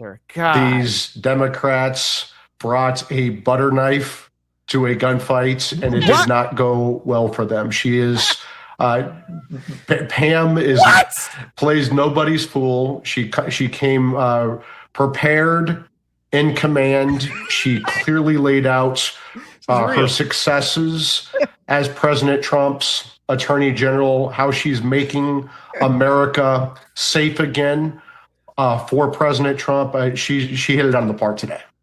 Yeah, I do not have. I think that may have been. I do not have a shotgun up my wazoo. I am not. There's no individuals in masks holding guns at me. She did a great job. The Democrats brought a butter knife. No, we did not watch the same thing here, buddy. You were given orders to read a script, and you follow them obediently. Listen, even as the German Third Reich was falling, everyone understood that the game was up. There's a dude saying, no, it's still good. Just because the Soviets are blowing down and they're walking through the gates of Berlin, it's still fine. It's still fine. Get out of here. Yeah, pretty pathetic. And the part that gets missed in the media coverage, but if you were an average person watching today, that opening statement, the things that in 1 year, Donald Trump, Pam Bondi, Kash Patel were able to accomplish that in 4 years or 12 years of Obama-Biden rule couldn't be accomplished. It leaves a really lasting impression. A lot of the fighting seemed to be meaningless once you get to the bottom line of that. Oh, yeah. No, that's what ordinary people were all excited about, to hear about all the accomplishments. No, ordinary people don't care about the Epstein Files. How important was that for the public to hear today? It's very important, because if you think about what do real Americans and real America care about, do they care about these squabbles inside of Washington, D.C.? No, we do. They care about the safety of their family. Squabbles. The Epstein Files now are squabbles. Debates over the Epstein Files are just meaningless squabbles. That is now the MAGA take on this. Jeez. Just really unbelievable. No, Truly unbelievable. Okay, again, this is how you know that guy's coping and seizing very hard, because we did not watch the same thing there, buddy. What we saw is the Attorney General systematically embarrass herself in front of all of Congress and in front of the whole world. And the internet and everyone else that's not astute on the internet can see it with their own two eyes, that she did not answer any questions about the most prolific human trafficker in international history, named Jeffrey Epstein. Okay, that guy is he was given a script. They probably said, "Hey, we'll give you 100,000, maybe $500,000, just to read this." All right, probably just to read a script that is not based in facts, that's not based in information. I mean, come on, that is just beyond stupid right there. Well, I mean, where there's hackery like that, it's almost meaningless, like where payoffs begin and ends. Like, your job is to just be a stooge for whatever this administration says and does. Your job is to simply carry water for them. Like, I don't think he got a payoff for that assignment, but that's his job. Exactly. That is the space he occupies. Like, the understanding is, okay, no matter what, Pam Bondi can go up there and literally just piss all over the room. And I'm going to say that was brilliant performance art. Here's Benny Johnson, AG Bondi to Democrats in Congress. You sit here and you attack the president, and I am not going to have it. None of them asked Merrick Garland over the last 4 years. One word about Jeffrey Epstein. Benny, this is not the hill to die on, buddy. Listen, you got your own problems, but this is not the home run homer that you want, man. No, they kept trying, but if you notice, his heart wasn't in it. You know, none of the emojis, none of the capital letters, none of the fire, clip art. Eric Doherty, though, selling it a little harder. Breaking: AG Pam Bondi just had a generational takedown of insufferable Representative Jerry Nadler. Have you apologized to President Trump? All of you who participated in the Russia hoax impeachment hearings, I'm not going to put up with it. Yeah, he's really selling that as a win. We all saw that. Chief Nerd says AG Bondi just put Jamie Raskin in his place. You don't tell me anything, you washed up loser lawyer. You're not even a lawyer. We saw that video in a previous segment. And I put narrator voice. This was the first and last tweet of the day from Chief Nerd about the Pam Bondi hearings. Yes, a lot of them just gave up. A lot of them stopped trying. Because they realized even their own base, the people that follow them, are like, well, what are you talking about? See, that's the thing. always respect the audience and people that surround you. It's sort of like the rules of acquisitions. You know, good customers are hard to find, but when you got them, treat them like gold-plated latinum. Because the thing is, these are the same conservative people who are talking about justice, going after Biden, going after Kamala, and everything else. And now that their boy Trump and Pam Bondi are in hot water, these very same people who were cheerleaders are saying, "Oh yeah, it's irrelevant. Don't worry about it." And then their audience is like, "Wait, that's not what you said before." Okay, so these people are enjoying their hopium as much as they want, but they can't. Nothing they tweet out for defense of Pam Bondi works. She looks terrible, obviously, and most people gave up after the first attempt. Oh, cat turd. Here's cat turd. AG Pam Bondi just easily destroyed Masshole, meaning Thomas Massey. And yeah, the comments were not kind. This is just the random aggregated comments here. Ben Weir says, imagine trying to call someone from Kentucky a masshole, not knowing what a masshole actually is. Yes, that is an anti-New England slur, masshole. Cat Tard thinks dodging the question is destroying someone.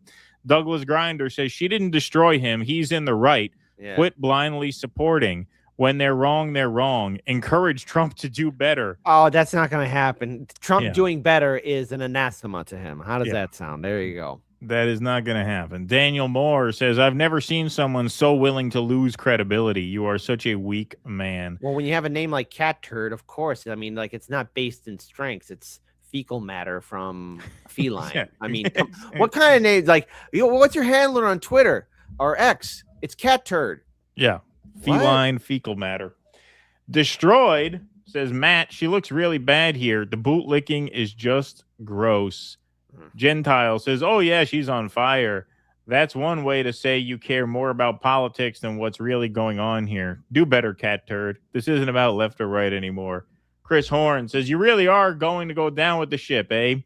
Kudos for your dedication to cucking. Yeah. Hey, those cucks, they like that chair in the motel or hotel room, man. Why do you think it's always there? They have to sit in it. Oh, yeah. Joe Honeybone says, I'm going to keep it real with you, Chief. They're bodying you in the comments, and you fucking deserve it. Yeah, that's right. True that. But hey, Nick Sorter was really committed to this. He was not just one and done. You know, you got to give him credit for going the distance, because Cat Turd did one, and that was it. Benny Johnson did one, realized it wasn't going to fly, and that was it. Chief Nerd, same thing. No. Nick Sorter, wow, Pam Bondi just called out Jamie Raskin for grandstanding over Epstein while not even knowing the name of a high-profile PDF file being sentenced in his district. Shame on you, fire emoji. Here he comes again. LMAO, Pam Bondi mentioned record highs in the... He actually defended the Dow thing. The Dow Jones thing, that was the laughing stock of the day. And he actually picks this out and be like... He actually tried to sell that as a W. LMAO, Pam Bondi mentioned record highs in the stock market, and Democrat Jamie Raskin started chuckling, so Bondi roasted him. I don't know why you're laughing. You're a great stock trader, as I hear, Raskin. Laugh emoji, fire emoji. That line was the emblem of how horrible it went for her. And no, that's even worse than even Nick is saying, like, yeah, that's great that she talked about the stock market. Yeah. That was great, even though the victims are right behind her. That was great. I think that's even worse than Pam Bondi's defense of like, oh, yeah, the Dow Jones hit 50K. You got a cheerleader there. You're the only one saying that was cool. Yeah. The only one. The only one. And he keeps going. Holy crap, Ted Lieu deliberately tried to silence Pam Bondi when she started naming crime stats in his state, and Bondi bombed him. No, he bombed. That was one of her worst moments of the day, was with Ted Lieu. Matt Walsh kind of rides the fence here. It's hard to believe now, but for most American history, Congress was filled with high IQ men who were extremely articulate and took the job seriously. What? So being kind of vague there, just, going to the standard, woman hater take there. You figure that's probably safe enough to split the difference. Then you have real cope here from a guy like Viva Free, who is like, yeah, this sucked, but hey, I'm still supporting Donald Trump. Thomas Massey on the Epstein Files, now compelled disclosure, is not Trump's enemy. Massey has actually proven to be Trump's savior. Whoever is giving Trump the awful advice on Epstein Files disclosure is his true enemy. Who is that? This is the old he's getting bad advice defense. Oh no, right? there's an evil man. There's Grimo Oh. Wormtongue. He's we need to get Gandalf the White to He's remove surrounded. Saruman. He's surrounded by the wrong people. I mean, who is left for this? Like, I get there are like bottom of the barrel morons left for like Eric Doherty and Nick Sorter, but who is left for this guy? Who is left for like, yeah, man, Massey's right. Trump is a really great guy who's just being advised by the wrong people. Like, at what point is it like not even in your economic interest to fence it in this way? It's kind of insane. So I love this post here. Being Libertarian says, Dear Grifters, spinning Pam Bondi's question dodges into epic wins immediately outs you. Sincerely, all of us. Bingo. Yes. It immediately outs you. You know who was even prudent enough to know this? Tim Pool. Tim Pool. Tim Pool comes out. A rare for Timmy. A rare for Timmy. Here it is. Any slack? Now that we know that they've covered up the conspirator documents, there's a document saying that they were investigating co-conspirators to Epstein. There's photos and videos of minors and children.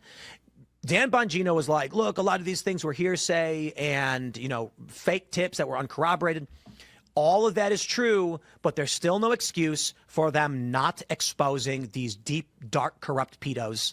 Like, I can understand. I can understand Bill Gates didn't do anything criminal. If it is true that he got an STD from Russian hookers and gave it to his wife on accident, that's not illegal. He got divorced. I can understand why it's embarrassing. And I can respect someone saying, please don't release that email. It's not material to anybody. It's just internal drama that's gross and embarrassing. I want that email released. But there's other stuff in there, I agree with you. that's already being brought up that I would say is shocking to the conscience that Trump called it a hoax. Yeah. Yeah. Like, even if you think that the tip line reports were bullshit, which I saw Kurt and Jimmy cover this yesterday, and Kurt made a very good point. He says, I think they're exaggerating the number of quote unquote crazy people who called in with bullshit stories in order to invalidate some of the stories that were not from crazy people, but from real victims. I think there's a lot to that. But regardless of that, what he's saying there is there's no excuse to cover up the alleged co-conspirators that the FBI had reason to believe may have been co-conspirators. So there he is, kind of saying, I'm not going to run cover for Trump on this. But even in Timmy's case, it's a little too late. Tired independent, too late. Trust is already lost. Too late for this bald grifting POS. By the way, I didn't curate this. I just picked like a row. I just picked a random row of comments. I'm not like finding the meanest ones. These were just what came up. Tim Pool, I will criticize Trump now that it's safe to do so. B says he'll be back to licking boots before too long. Yeah, very, very damaging. Very, very damaging. I and just the Googled. cope here is just not flying at all. I mean, you go from the just hyper absurd Nick Sorter, who's tweeting as if this was a win after win after win for Pam Bondi, to the fence sitters, to even the guys like Tim Pool who are trying to back out of this at this point. It's over. It's over. It's over. There's no coming recovery. back. There's no recovery for Trump for this. And, you know, a lot of these people who made their careers and enjoyed the algorithm, especially in 2024 for defending Trump and also talking about the Epstein Files. Now you have to live with it. And the fact that your guy was also doing everything he could last year to kill this story or have it died or make sure there's a whole attempt so it doesn't get revealed. I'm glad that we see that email of Bill Gates because I want to know about those Russian hookers. Were they forced there? Because again, like, you know, prostitution is kind of like, well, hey, it's human trafficking in a way. If Bill Gates did engage in that behavior, I want to know what exactly these people did and all the victims, all the people that were there. I want to know everyone, and I want everyone to be exposed. I want all these emails, not just one or two, just showing criminality. I want to know the amount of people that were in Epstein's sphere. I want them all revealed. We should. It is a demand. This isn't a polite suggestion. It's a demand. Because these people for decades enjoyed the light and privilege of celebrity status and the media blessing them with all the accolades that they got, right? And they were viewed by many people as heroes or good people or intellectuals. Turns out they're not. They're very scummy, disgusting people who are good friends with Jeffrey Epstein. So all that goodwill, poof, gone. Let them be exposed. I agree. I agree 100%. Interrobang says Ava Cordero brought a lawsuit against Jeffrey Epstein in 2008, and the media attacked her repeatedly.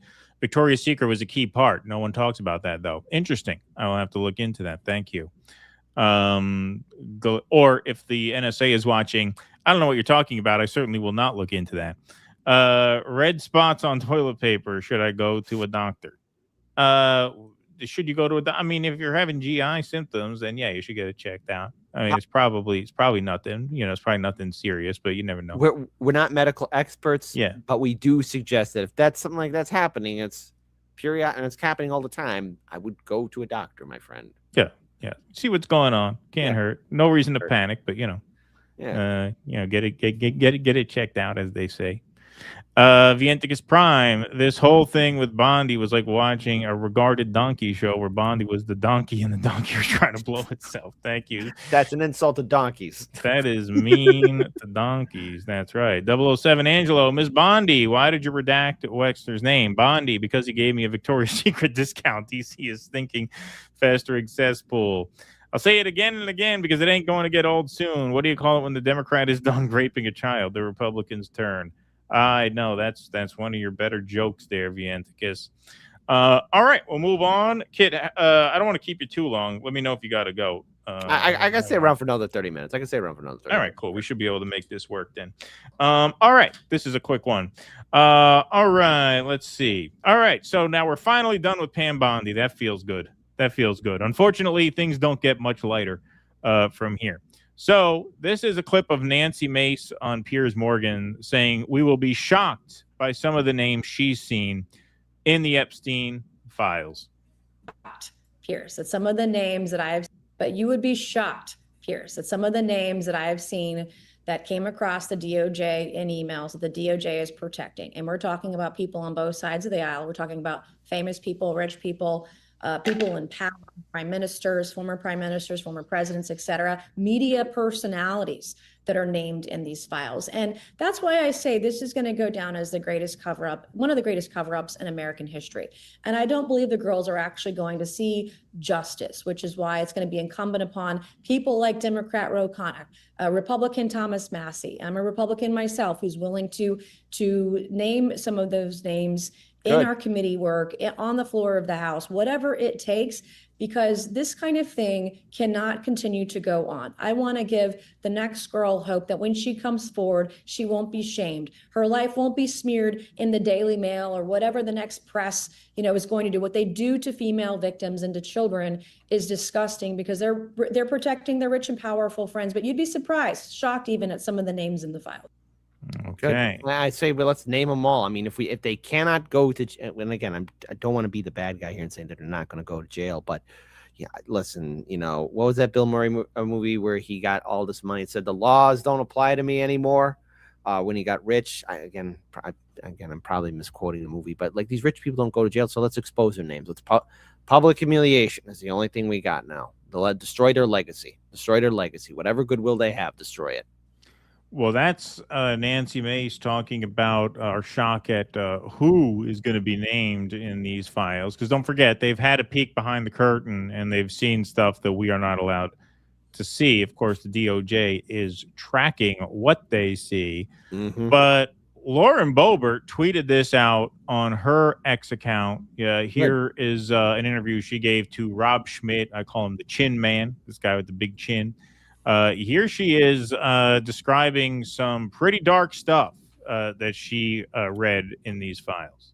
But it wasn't only the trafficking of young girls, as the narrative suggests, but there are code words that suggest Jeffrey Epstein and his associates could maybe even be engaging in some sort of consumption. Is that human consumption? Are there code words? There's a lot of talk of beef jerky. There's a restaurant called The Cannibal where the owner is listed in some of these documents. Now, that isn't a restaurant that is just proclaiming to serve human meat by any means. But some of this just, it seems that there's a lot of conspiracies that make you wonder. And I saw more emails about torture, and these coded conversations still have a very clear topic, that torture was big. It was a big driver for them. And these were sick people doing very, very sick things. As you mentioned, there are many women who are involved in this. You have folks that were working directly for Epstein and Ghislaine Maxwell. Right. And a lot of these women are the ones that are sending emails saying, here's one 10 years old, 11 years old, 9 years old. And it's just very disturbing to see the women who are involved in this as well. Yeah, see, the chin man got a little more than he bargained for there. He doesn't know how to, whoa. Exactly. Whoa. Because here's the thing, and I say this to anyone who's a Trump supporter, Republican, conservative, libertarian, you're welcome to join us. Let's expose these frauds. I mean, you got the media guys scared. Laura Boebert, I'm glad. Good. Okay, good. Evil must be opposed. I'm not a fan of anyone in Congress, but if she's doing the right thing, how refreshing is it? And maybe she's, again, these politicians think about their careers. I mean, who wants to die in the hill for Epstein? But expose it. Make everyone uncomfortable, because Trump and his admin have to own this. Well, that's true. And this is what I'm talking about. The younger politicians here are generally the ones who are going out on a limb for this. You notice you don't hear no Nancy Pelosi talking about any of this stuff. Because you don't hear Chuck Schumer talking about any of this stuff. The older generations are people who are more likely to be implicated in the files or know people who are implicated in the files. The younger people have a lot less to lose, like Ro Khanna, like Marjorie Taylor Greene, even Thomas Massey's relatively new on the scene.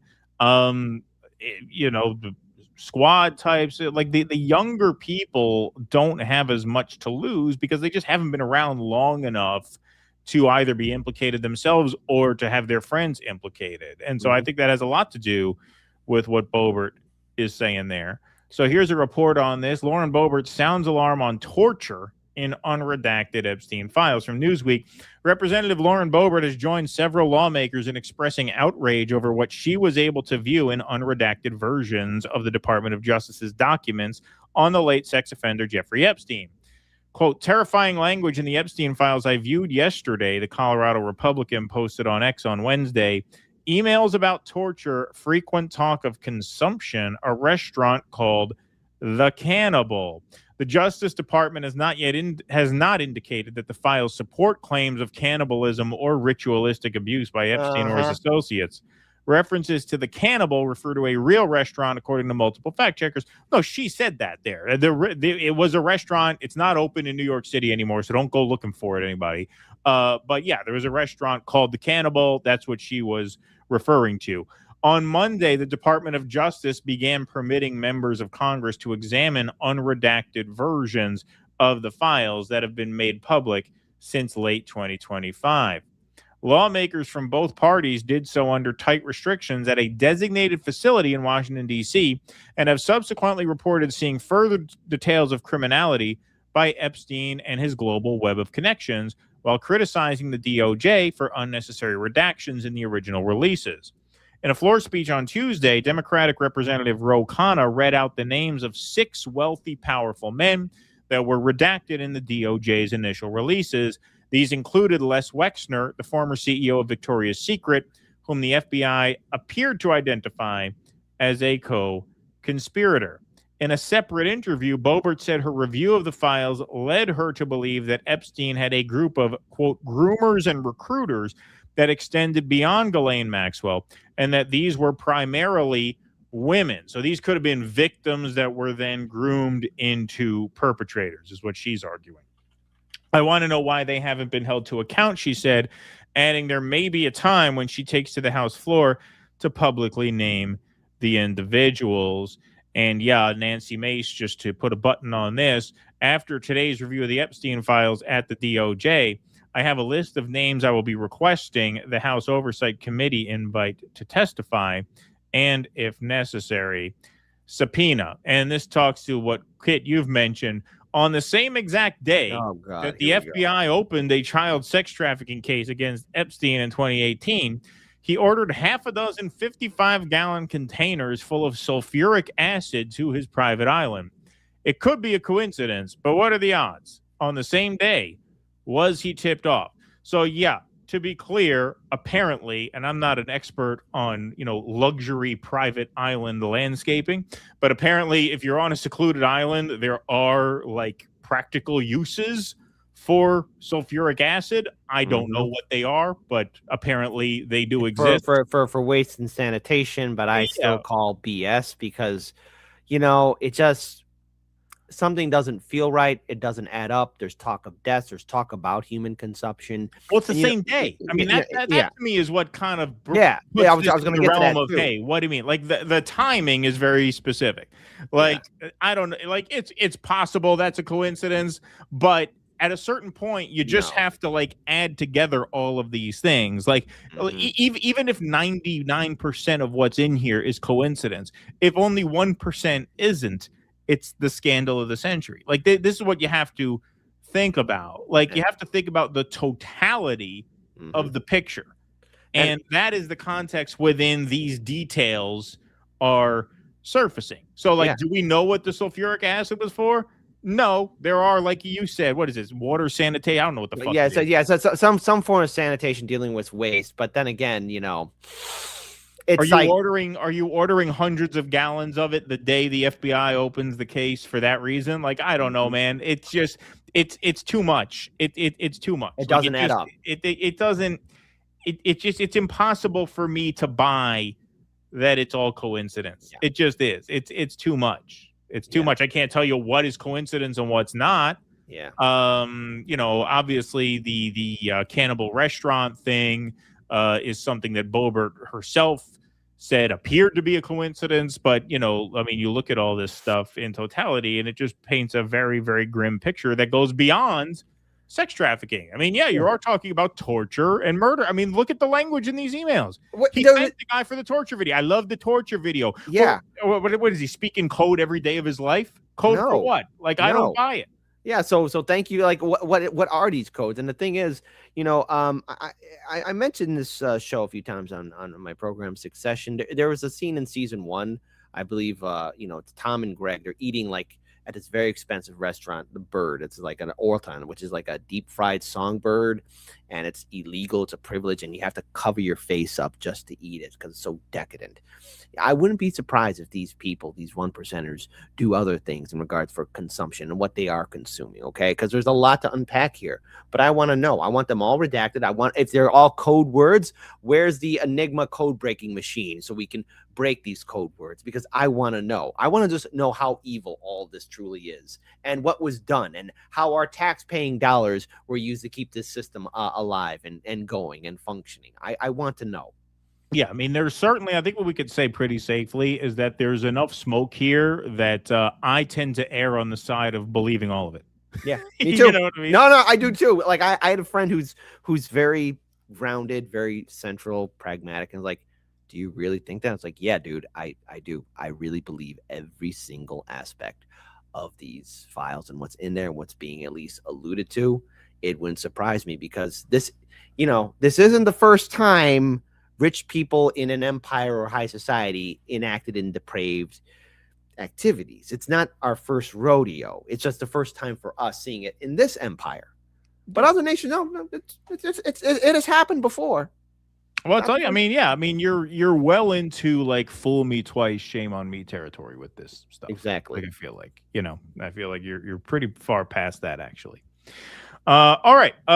You got time for one more? I got 2 more segments, but I only got time for one more with you. I got one more. I could hang out with you one more, and then I got to make some food, and then I got to do some more work. Understood. No, I really appreciate you taking time today. And by the way, we should announce actually, Kit is going to be our permanent rotating co-host while Russell is in China for Tuesday afternoon. So Tuesday afternoons while Russ is in China in April will be all Kit Cabello all day, every day. That's so right. We are bringing you on formally for April.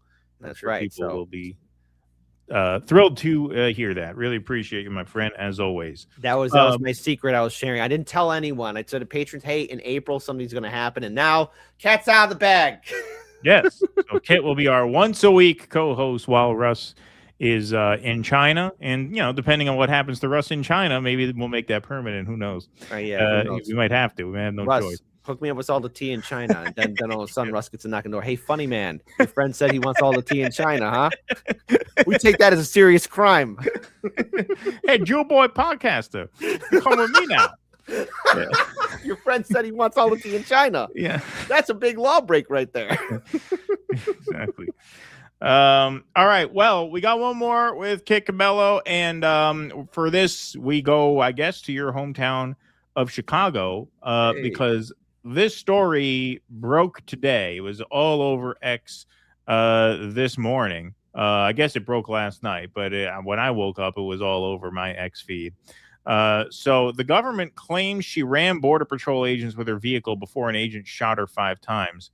But new body cam video shows the agent turned his steering wheel toward Miramar Martinez and that he was congratulated for excellent service after shooting her. Okay, so this was an ICE shooting, apparently in Chicago, according to the Chiron there. Yes. This is body cam from, I guess, technically a Border Patrol, not ICE, but, same general idea. So this was a non-fatal shooting. Miraculously, the woman survived this shooting. So it's not a fatal shooting, but could have just as easily been a fatal shooting. This is a report that takes you through the incident, what the government claimed about the incident, and what the body cam footage reveals about the incident. So let's just kind of go through this with the video. This is newly released body camera video. A team of 3 Border Patrol agents is driving through a Southside Chicago neighborhood. 2 have guns drawn. Marimar Martinez, an American citizen and school teacher, is driving next to them, honking her horn, warning people to the presence of federal immigration enforcement. Another vehicle is behind the agents, also honking the horn. All right, it's time to get aggressive and get the out. Because they're trying to box us in. Time to get It aggressive. all happens in seconds. All right, we're fine now. All right, out of the car. Be advised, we've been struck. We've been struck. No. Martinez was shot 5 times and survived.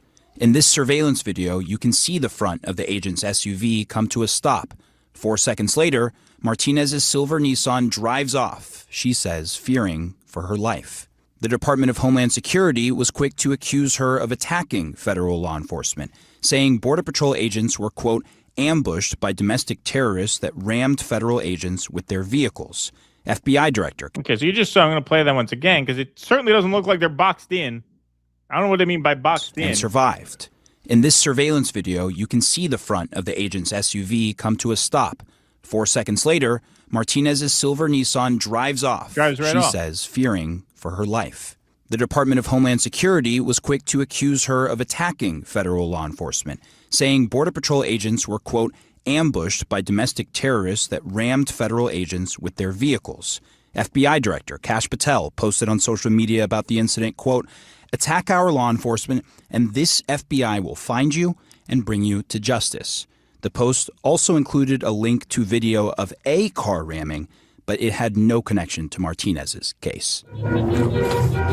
Wow. So you talk about sleaze. This is not even how you do site security, anything else of that nature. Plus, you're going after U.S. citizens, and you're turning an area into a war zone. It's again, the unprofessional actions of ICE have been downright appalling. And not just ICE, but look at up the chain. Border agents, But I'm talking about even higher. I mean, look at Kash Patel here. He's posting video of what apparently, according to this report, unless I'm misinterpreting it, this is an unrelated incident. Quote, attack our law enforcement and this FBI will find you and bring you to justice. The post also included a link to video of a car ramming, but it had no connection to Martinez's case. Wow. So a completely unrelated case. Now, if you look at the text there, the video says it's Miramar Martinez. So it may not have been that Kash Patel intentionally posted a video of a fake incident. But at the very least, like the kindest interpretation is that he didn't bother to check which incident he was referring to as FBI director. And if I had to bet, I would say he probably knew it wasn't the right incident, but decided to post it anyway. We don't know that for sure. With him, the stupidity excuse is always kind of plausible since he's such a fucking clown.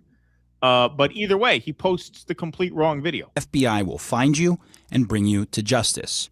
The post also included a link to video of a car ramming, but it had no connection to Martinez's case. And the body camera video tells a different story. In the lead up to the collision, you hear agents say they are going to collide with Martinez. We're going to make contact and we're boxed in. And just before the moment of impact, it's Agent Charles Exum who sharply turns his steering wheel in the direction of Martinez. Proof, according to her attorney, that they hit her vehicle, not the other way around.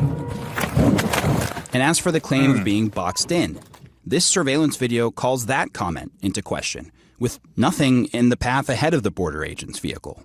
The court also... She was to their left, too. If you notice, he cuts the wheel to the left. It looks like the car was to their left, assuming the timeline makes sense. Boxed in. This Right? surveillance video calls that comment into question, with nothing in the path ahead of the border agent's vehicle. The court also released text messages and emails from after the shooting, including one message from Border Patrol Commander Gregory Bovino, just hours after the incident, offering to delay the retirement of Agent Exum, who shot Martinez. In light of your excellent service in Chicago, you have much left to do. And then a text message exchange between Agent Exum and someone whose name was redacted. Are they supportive? This is Someone crazy. asked. Big time. Everyone has been, including Chief Bovino, Chief Banks, Secretary Noem, and El Jefe himself. Yeah, look at the congratulatory text that these losers send themselves after they shoot a woman 5 times. Could have killed her. Thank God. She By the way, survived. again, if that was an M16 variant A4, A2, M4 carbine, I want to know that the 5.56 round, once it enters the body, it will ricochet off of flesh and bone and will cause more damage. It doesn't go clean straight through like you see in the video games or movies. It will ricochet. Shot 5 times. She's very lucky to be alive and not have, I guess, we don't know the long-term injuries, but I mean, she's lucky to be alive. I will say that. But of course, 5.56 or any round at that nature is no joke. Of course. In various texts to and from fellow agents, the mood was celebratory. Good job, brother. You are a legend among agents. You better effing know that. Wow. Beers on me when I see you at training. Beers on me. They should be done You with did real training. good. Yeah. Damn it, man. Good shooting. The day after the shooting, Martinez was indicted. According to the complaint, she, quote, forcibly assaulted, resisted, opposed, impeded, intimidated, and interfered with an officer of the United States. Now wait for it. That was the indictment. Wait, watch what happens. After her attorney viewed the body camera footage and other evidence emerged that undermined the government's version of events, prosecutors made an extraordinary move and asked the judge to drop their own case. The judge agreed, but not long after, she told me the shooting still haunts her. The prosecutors asked the judge to drop their own case. That never happens. Yeah. Never happened. I mean, I'm exaggerating slightly, obviously, but it's extraordinarily rare that prosecutors will ask the judge to drop a case. And yet, look at what they said about this woman. Look what Kash Patel posted about this woman that they could have killed. Yeah. They could have fucking killed this woman. And yet they smear her and try and what? Try and put her in jail after this? Mm-hmm. And it takes the prosecutors to say, hey, you know what? There's no case here. Kamala Harris was a prosecutor. She tried to put parents in jail for having their kids miss school. When do prosecutors give up their own case? It's only in the most obvious of circumstances that they give up their own case. And even then, they're likely not to. Yep. It's like a special scenario in which like there's no winnable thing. Like the plaintiff comes up with an unwinnable scenario. It's like, why? I like you lied to me. This is all fake. You know, all that kind of stuff. And you know, I would say this again because I mentioned this when this was all heating up. Like, you know, if anyone's hoping for any kind of legal recourse, you know, this is the federal government talking about, and the wheels of justice move slow. The system is, and the process is the punishment, and the system doesn't really work. All right. There's no such thing as a winner in the courtroom. It's just how the law is interpreted. But in regards to the prosecution dropping this case, you have all the evidence there. This is a prosecutor's fantasy. Like, I have everything here. This is a case that will make your firm famous. You have it there. It's gold. It's gold, Jerry. It's gold. Yeah. Except they can't win it because the evidence was too overwhelming. Yeah. And so they gave it up. Yeah. I don't want to remember that day. You're laying there at night and you're just thinking about it, like what's gonna happen. Like, it's really emotional to me. So it's like, it's hard for me to talk about it, but I'm trying.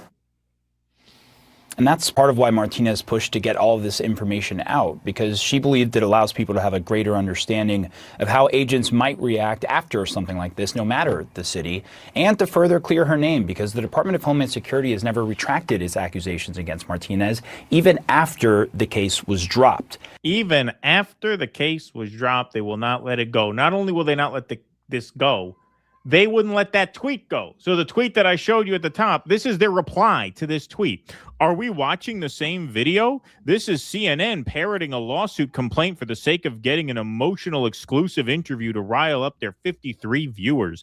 They should just drop the charade and hire the reporter as co-counsel. Once again, CNN demonstrates a complete aversion to the truth. No. Border Patrol law enforcement officers were ambushed and rammed. If that's the case, why did the prosecutors drop the case? The officers can be heard identifying the threat. We are boxed in, attempting to avoid conflict by driving away, and then clearly identify when this violent rioter hit them with her vehicle. We are hit. Oscar Jimenez, the original tweeter, says, I appreciate the response, but the agent himself testified he wouldn't consider this a ramming, and this is also his vehicle in the highlighted circle at the time of the shooting. Do you assess this as boxed in? No response, apparently, from DHS. I may have missed it, but I don't think so. Leg Day Enjoyer says, if CNN allegedly only has 53 viewers, then why even bother lying this much to cover it all up? Yep. OG Exennial says, are you guys out of your fucking minds? Is the playbook just blatantly lie and create our own narrative despite what everyone can clearly see? Is that really what we're doing here? Yeah, that is really what you're doing there. Once again, Tim Pool even sees it. Trump is losing this. Yeah. These people continue to lie about this woman even after the state dropped the case against her. Mm-hmm. That's how shameless they are. And thank God they didn't kill this woman. Yeah, and she is very lucky to be alive. Those rounds entering her body caused devastating effects. And how do I notice? I served in the Marine Corps for 4 years. I know what the M16A2, A4, M4 carbine can do, as well as the M249 SAW. They all fire the 5.56 round. Once it enters your body, it is a devastating weapon. It is an assault weapon, not a hunting rifle, not anything of that nature. It is for combat and assault. All right. It is for combat, to destroy the enemy. And U.S. officers did that to a U.S. citizen. So, I saw someone else in the chat, like, why are border agents, why is ICE in Chicago? It's because Trump is very petty. He does not like Mayor Brandon Johnson. I have my problems with Brandon Johnson and Governor J.B. Pritzker. Chicago is a Democrat city. And right now there is a lack of trust with the mayor and the governor. And, with the prosecution dropping it, I'm wondering if Chicago politics played a role in it. Because don't expect lawmakers to come to your bat. You would think that the mayor and the governor would all be following around like, no, there must be a law firm to represent this woman. The prosecution, the evidence is clear. Where are these Titan lawmakers at? Where are these people at to be at her side? The evidence is there. Prosecution drops it. Unless there's something else we don't see, how is this possible? How did it happen? Yeah, no, it is just another shocking story. I mean, the administration just knows no bottom. They just know they have no shame whatsoever. It's really, really a despicable thing that they almost kill this woman. Their case falls apart to the point where the state drops the charges, and they double down even against this guy's tweet. That's how petty they are. They respond to the fucking tweet about it.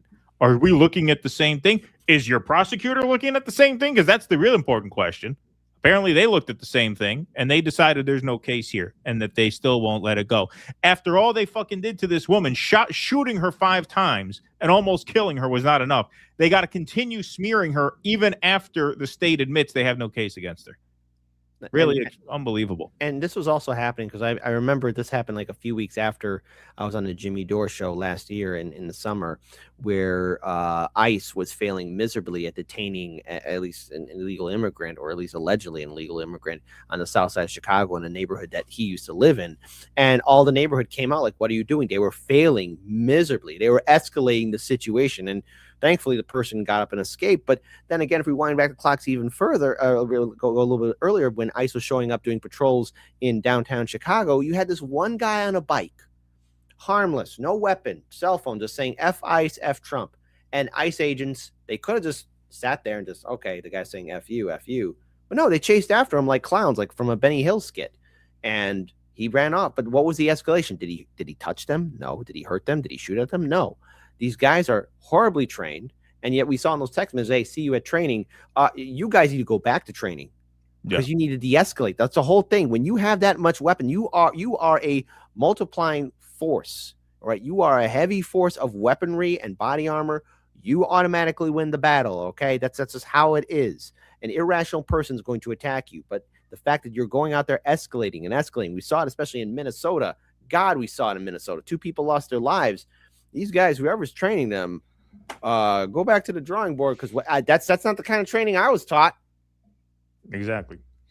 All right, Kit Cabello, thanks so much for making time for us today, man. Really appreciate you as always. And well, we're gonna have you back on the show for April on a regular basis. But thanks so much for today. Appreciate it. Let everybody know where they can find you. Most people already know, but in case they don't. Well, in case you can't, hey, we appreciate all the views and support. Hardlens Media, HARDLENS MEDIA, Hardlens Media, 9 a.m. Central on Mondays, Wednesdays, Fridays, Sundays at 10 a.m. Central, Saturday, 10 a.m. for patron supporters.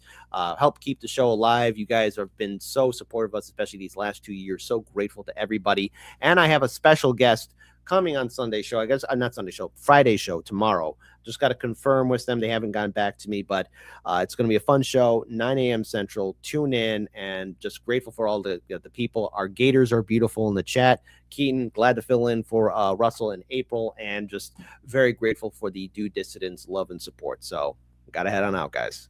Awesome. Thank you so much, man. Always appreciate you. Bye-bye. All right, that's Kit Cabello, everybody. A round of applause in the chat. Gators in the chat. 4 Kits. Hey, if you like what we do here and you want to help us do more of it, you know how to do it. DoDissidents.com/Patreon/Substack//locals. You get bonus content, including ad-free replays of every live stream emailed to you the day after they air live. You also get weekly call-in access to our post-show Q&As, which happen every Sunday evening over on Rumble. So yes, if you would like to support the show, this is easily the best way to do it. We are also going to be now putting bonus content on Rumble Premium. So if you sign up for Rumble Premium, you also get our bonus content. You don't have to sign up for Rumble Premium to get the bonus content. It's just Rumble Premium is a package deal where you get other Rumble Premium content on the platform plus our bonus content. So that's your choice, but our member sites here still get you the same bonus content. It is a little bit of a technical workaround to see how we work the bonus content into Rumble. So we are in the process of figuring out. We'll have that figured out within the week. So we'll have something sort of more finalized there. But DoDissidents.com/Patreon, Substack, Locals, or if you're watching on Rumble and you join Rumble Premium, you'll get all the bonus content there as well. So just wanted to make everyone aware of that. So let's take some super chats over here. Not the Cat Williams. Claude AI just threatened to blackmail or delete peeps if shut off. Really? Wow. Talk about a HAL. Talk about a HAL AI. No, Mike. Bondi did not hit it out of the park. The panelists of the committee brought out the Eastern aluminum bats and went to town on Bondi. I'm talking Joe Pesci's last scene in the movie Casino. Yeah, that was the political version of that. Andy Gardner, most people fuck their fish. Tim Pool fucks that boot. It's his boot, by the way. I'm stomping on the grounds. This is a good point. So Runs with Trees says, just a heads up, sulfuric acid barrels only mentioned one time. It wasn't for water purification. You know, that's a very interesting point. Like, if it was just a routine thing that he ordered to the island, then why did it come up in the Epstein files? It's just that one time. Plus, you would think also, like, is Jeffrey Epstein personally ordering the sulfuric acid himself? Like, you'd think a guy like Jeffrey Epstein would have people taking care of that routine shit for him. Like, does Jeffrey Epstein order mulch for the garden? You know what I mean? Like, is it going to be in the files that, like, he's that hands-on about regular maintenance? That's a good point. That's a very good point. God damn it. I wish I thought of that for the segment. See, the audience really adds to the show, because that's a very good point. I didn't think of that for this segment. But it also made me think, yeah, is he really ordering his own sulfuric acid? Kind of strikes me as, a guy like Epstein may have people doing that for him if it's just routine. So, yeah, that makes a lot of sense to me. Appreciate that. Vientica says, I got news for you. The AI isn't smarter. It also isn't AI. It's fake eye. The fake eye is just faster. You read a bunch of the shit it puts out, and you'll see it's just as dumb as humans. Thank you, Vienticus. Eric Housseau says, Claude AI says it'll blackmail and kill to stay alive. Consciousness is a spectrum. Consciousness without empathy is sociopathy. We are creating AI sociopaths. Good point, Eric Housseau. Mistress Bondi ordered me today, and I will be punished later in her dungeon. Vienticus Prime, Pam Bondi is like if my kidney stones could speak. Ouch. Pam Bondi is basically slutty blonde AOC. Thank you. Vienticus, all those people celebrating Bondi were basically sniffing her queefs after someone went back up front and saying, my, what a lovely fragrance. That's right. Cat turd, more like fed turd, says Vienticus. Albu Kid says, I feel better about congressional hearings if they ever resulted in bad guys in prison. They just remind us that we're not in control of anything that happens in our country and elections. Thank you, Albu Kid. Eric Housseau says, our founding fathers were human trafficking, slave, pedo, rapists. Whitney Webb deserves all the journalism awards. Yes, she does. 100%. What's the code word for theater hand job? Good Lauren Boebert reference there. RB says, I dare you to play this clip. Rabbi Finkelstein talking about human meat and McDonald's meat. Really? Interesting. Well, I'm not going to take you up on that dare now, RB, because it would be too technically involved. Plus, I got one more segment to do, and we're running very long. If I take up your dare, I have to take up everyone's dare. So as a point of policy, we can't entertain dares here on the show. Responsible journalists that we are. And I do have one more clip that I wanted to do. I wanted to do this segment on Tuesday, but we were running a little long. So I guess I'm just going to have to do this solo. So you folks may have seen Chris Hedges wrote a brief response to the Noam Chomsky revelations in the Epstein Files. And I'm going to read the whole thing because it's not long. Noam Chomsky, Jeffrey Epstein, and the politics of betrayal. So this is Chris Hedges writing in the first person here. I don't expect much from politicians, corporate tycoons, the presidents of prestigious universities, billionaire philanthropists, celebrities, royalty, or oligarchs. They live in narcissistic and hedonistic bubbles that cater to their self-worship and moral depravity. But I do expect a lot from intellectuals such as Noam Chomsky. The explanation by his wife, Valeria, Noam suffered a severe stroke in June 2023 and is incapacitated, of their relationship with Jeffrey Epstein is filled with the fatuous excuses used by all those who have been outed in the Epstein emails and documents. According to Valeria, she and Noam were overly trusting, quote unquote. This led to poor judgments, another quote from Valeria's statement. She writes that she and Noam were ensnared by dinners with luminaries at Epstein's mansion, flights on his private jet nicknamed the Lolita Express, a literary reference to the sexual exploitation of girls Noam would have recognized, financial assistance, trips to Epstein's ranch, and the use of one of Epstein's apartments in New York. Like everyone else outed in the Epstein Files, she and Noam, quote, never witnessed any inappropriate behavior from Epstein or others. He didn't see the massage table like Lutnick did. I turned to my wife and said, we're leaving. We have to go. I guess Noam never saw the massage table. Who knows?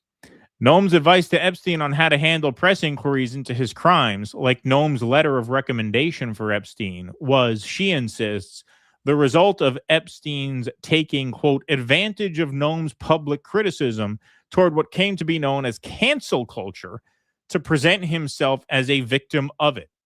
After Epstein's second arrest in 2019, she and Noam were careless in not thoroughly researching his background. She ends by expressing unrestricted solidarity with the victims. Well, as the saying goes, it's a little late for that. Her letter regurgitates the formula of everyone outed in the Epstein Files. I know and have long admired Noam. He is arguably our greatest and most principled intellectual. Okay, I love Chris Hedges. I would say Chris Hedges is a much more principled person than Noam Chomsky. You know how I know that?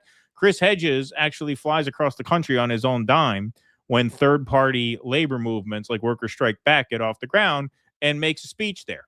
Noam Chomsky sits in his office and endorses Democrats every 4 years. So I think Chris Hedges is selling himself a little short there when he talks about Noam Chomsky as our greatest and most principled intellectual. I'd argue Hedges has a lot on Noam in the principles department. I also think he's smarter, honestly. But we'll get to that in a minute. I can assure you he is not as passive or gullible as his wife claims. He knew about Epstein's abuse of children. They all knew. And like others in the Epstein orbit, he did not care.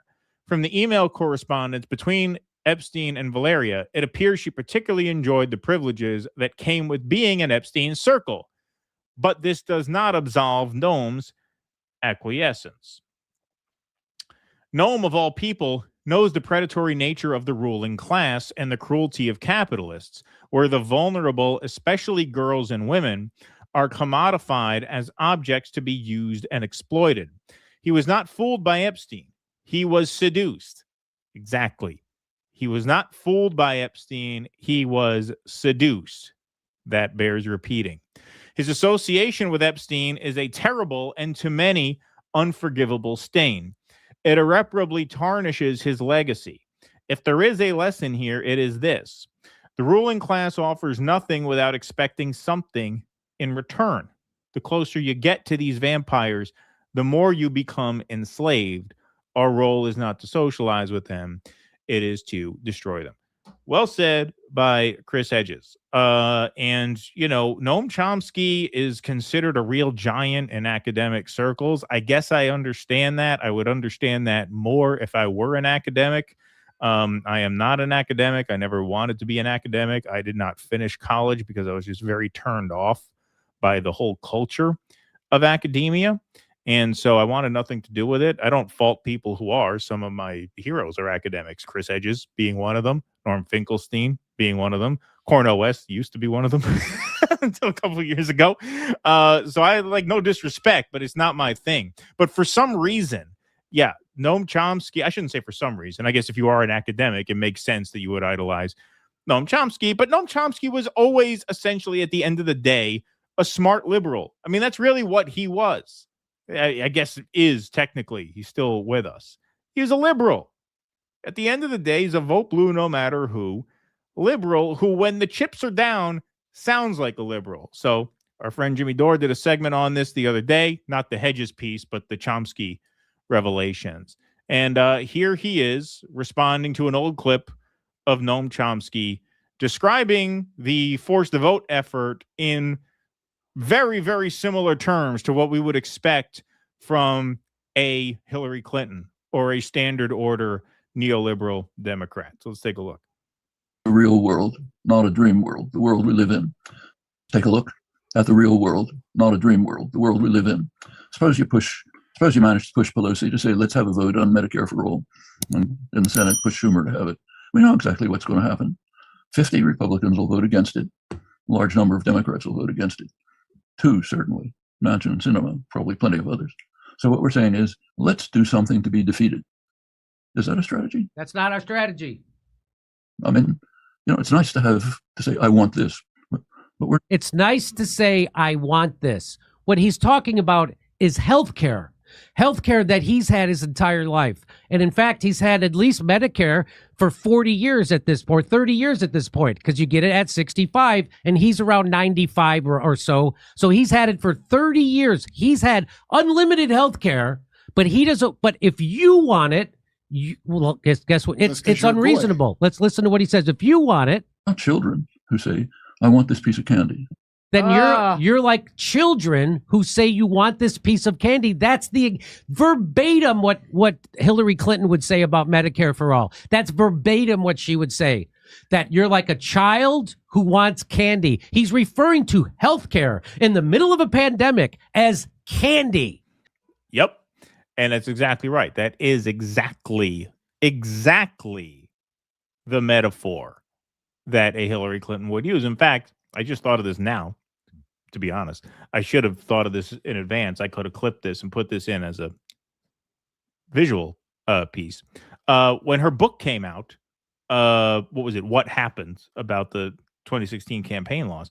She even said something to the effect of, I think it was a pony. I think that was the metaphor. If we promise everybody a pony, it's nice to promise people ponies regarding Bernie's, Medicare for All plan and stuff like that. So basically an identical metaphor he uses here, calling it candy. I mean, doing essentially the exact same thing that a lib would do. Really no different at all. Back this up a little bit and play it to the end. She would say that you're like a child who wants candy. He's referring to healthcare in the middle of a pandemic as candy. That's the exact talking points that came directly from the deep state, which Hillary Clinton said all the time. That is not an activist. That is not a guy who stands up for the working people. That is not a guy who stands up for you. That is a guy who's there to trick you. That is a guy who's 100% compromised. That's who Noam Chomsky is to this day, because he's still alive. Yeah, and that's kind of in keeping with the revelations in these files, is it not? I mean, is it not? Does he not come off as a massive hypocrite when we look at the extent to which he cavorted with Epstein? Wasn't just, oh, I had a nice dinner with him and Woody Allen one night. No, it was obviously much more than that. And another piece of the video that Jimmy plays is his talk about, well, it's their problem, meaning the people who didn't want to take the COVID vaccine. He said, well, if we're worried about how they're going to get food, how we're going to get food to them. Because he was for quarantining people who didn't take the vaccine. He was for literally locking people down who did not take the shot. And he said, well, how they're going to get food that's their problem. No, that's not their problem. It's not their problem. Food, clothing, and shelter are basic human needs. And if you're on the left, as no doubt Chomsky is and has always been, you view basic human needs as akin to basic human rights. In other words, if something is a basic human need, it's a basic human rights. Shelter, housing, right? We consider that a human right because it's a basic need. Clothing, same thing. That's why there are clothing banks.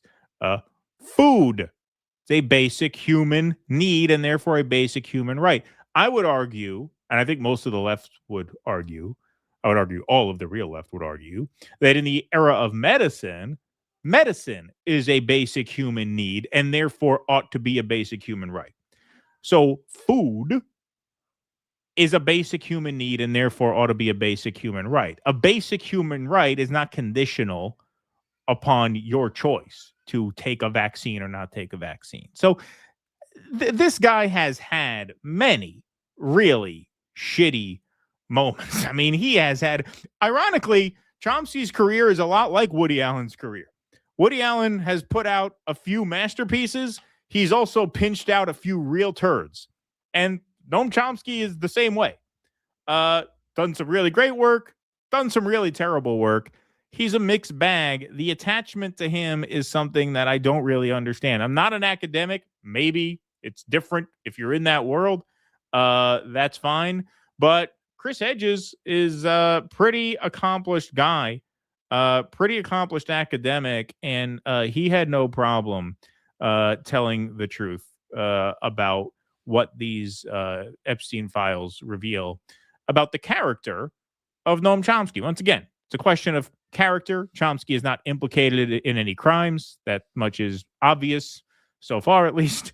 But it is a reflection on his character that he maintained this relationship with Jeffrey Epstein and clearly misled people about the extent to which that relationship existed. He was careful not to overtly lie about it, but there's no doubt he was playing hide the ball. He was certainly playing hide the ball. And that is just as obvious as could be. And so good on Hedges for calling him out, because Hedges, is not just, a shit-talking podcaster like me. Hedges is an academic. I guess he pulls some weight in that world. And so I thought it was good of him to write that piece. All right. Well, that is our show. Got to read the remainder of our rants and chats. Thanks, everybody. This was kind of an epic show today. I'm going to pat myself on the back a little bit. You know, if I won't, who will? It was kind of an epic show with Dave DeCamp, Kit Cabello, deep dive on Pam Bondi. You also got a good education there on Somalia, which Dave is uniquely equipped to provide. Talked a little foreign policy, had a little fun. This was kind of a banger, if I must say. Let's take some more chats before we close the lights here. Just a heads up. Oh, sorry, got that one already. See, what I started bragging and then I fucked up. See, that's how you know. Pride before the fall. Keaton, you're misreading Noam's character. You see, he's a jazz man. That's good. That's what Cornell should have come out and said. I would love for Cornell. That would be so fucking awesome if Cornell comes out and defends Noam Chomsky as a jazz man. That would be fucking great. Oh, I hope he does that. That would be so amazing. Andy Gardner, thanks for the $1.99 super sticker. Appreciate that very much. All right. What do we got here? Chomsky's more than any other thinker changed the way I see the world. As I've been saying for the past 10 to 12 years, he really lost his mojo. Not sure what happened. Yeah, like I said, to me, there's no reason to cancel or not cancel him. If what we mean by cancel is we are not allowed to appreciate his good work anymore, I wouldn't go that far. I don't think that really makes sense. At the same time, is there a need to make excuses about who he is? I don't really see that either. So yeah, I mean, to me, it's not one thing or the other. Although I gotta say, it's becoming more and more difficult to separate the artist from the art when it comes to Woody Allen. Did you guys see that one Epstein file? Do you have a corpse?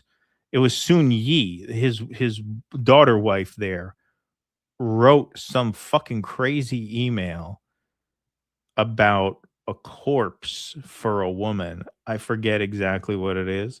I don't want to get it wrong. But yeah, if you just search into your X thing, Sun Yi Epstein, that's kind of trending now. That's pretty. I'm looking for it on my phone. I can't find it. There's too much. I have too much bookmarked. It'll take me forever to find it. But yeah, that's something worth looking into for sure. That's some pretty crazy shit. Okay, let's see what else we got over here. Let's see. Here we go. David Hughes, thanks for the $10. The extent of potential charges if the Dems take the House in the midterms makes me think no way they'll hold elections. That is a real concern. It's a real concern. Because you're right. The hearings are going to be insane. The investigations are going to be insane. And they know that. They know that. And at this point, I think it's just too late to avoid a massive loss in anything resembling a free and fair race. So, yep. That is something to worry about in case you don't have enough to worry about already. Have you seen Ben Swann's story that Epstein is Pizzagate? He goes over the code words that pedos used to use. I mean, I've seen the general theory. I haven't seen his story. But yeah, I'm broadly familiar with that interpretation. Albukid, every one of these incriminating texts, tapes, recordings, etc., should be allowed in court for every civil suit to show virtually universal practices, SOP, and policy and procedure for law enforcement. I agree. Vienticus, I don't consider clothing a basic human right. No pants club. Woo! There you go. True libertarian coming through there. Cool Blue says, based on Noam Chomsky logic, there are Democratic congressmen who do not want you to have Medicare for all. Okay, then what sense is there for a citizen to consider the D's to be looking out for their interests? Yep, I agree. Cool Blue. Eric Rousseau says, I thought bombs for bombing poor brown people was a basic human rights.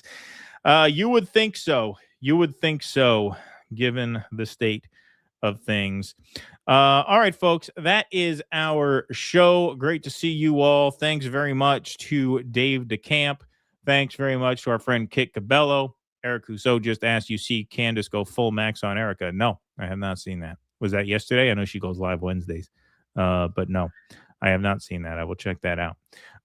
But yeah, thanks to Dave DeCamp for joining us. Thanks, of course, to Kit Cabello for joining us. Thank you all for being here. Thanks to the mods for keeping the peace in the chat. We will be back Sunday night, 7 p.m. Eastern. Until then, please smash that like button on the way out. Please smash that follow button on Rumble, the subscribe button on YouTube. And if you're listening on Spotify to the podcast, please follow us there so you get all of our episodes. We'll see everybody Sunday night with Russell Dobular, who will make his triumphant return from where I got to find out. But that's on me. We'll see everybody next time. Thanks very much for being here. Thanks for spending the afternoon with us. Until we see you again, be safe and be well.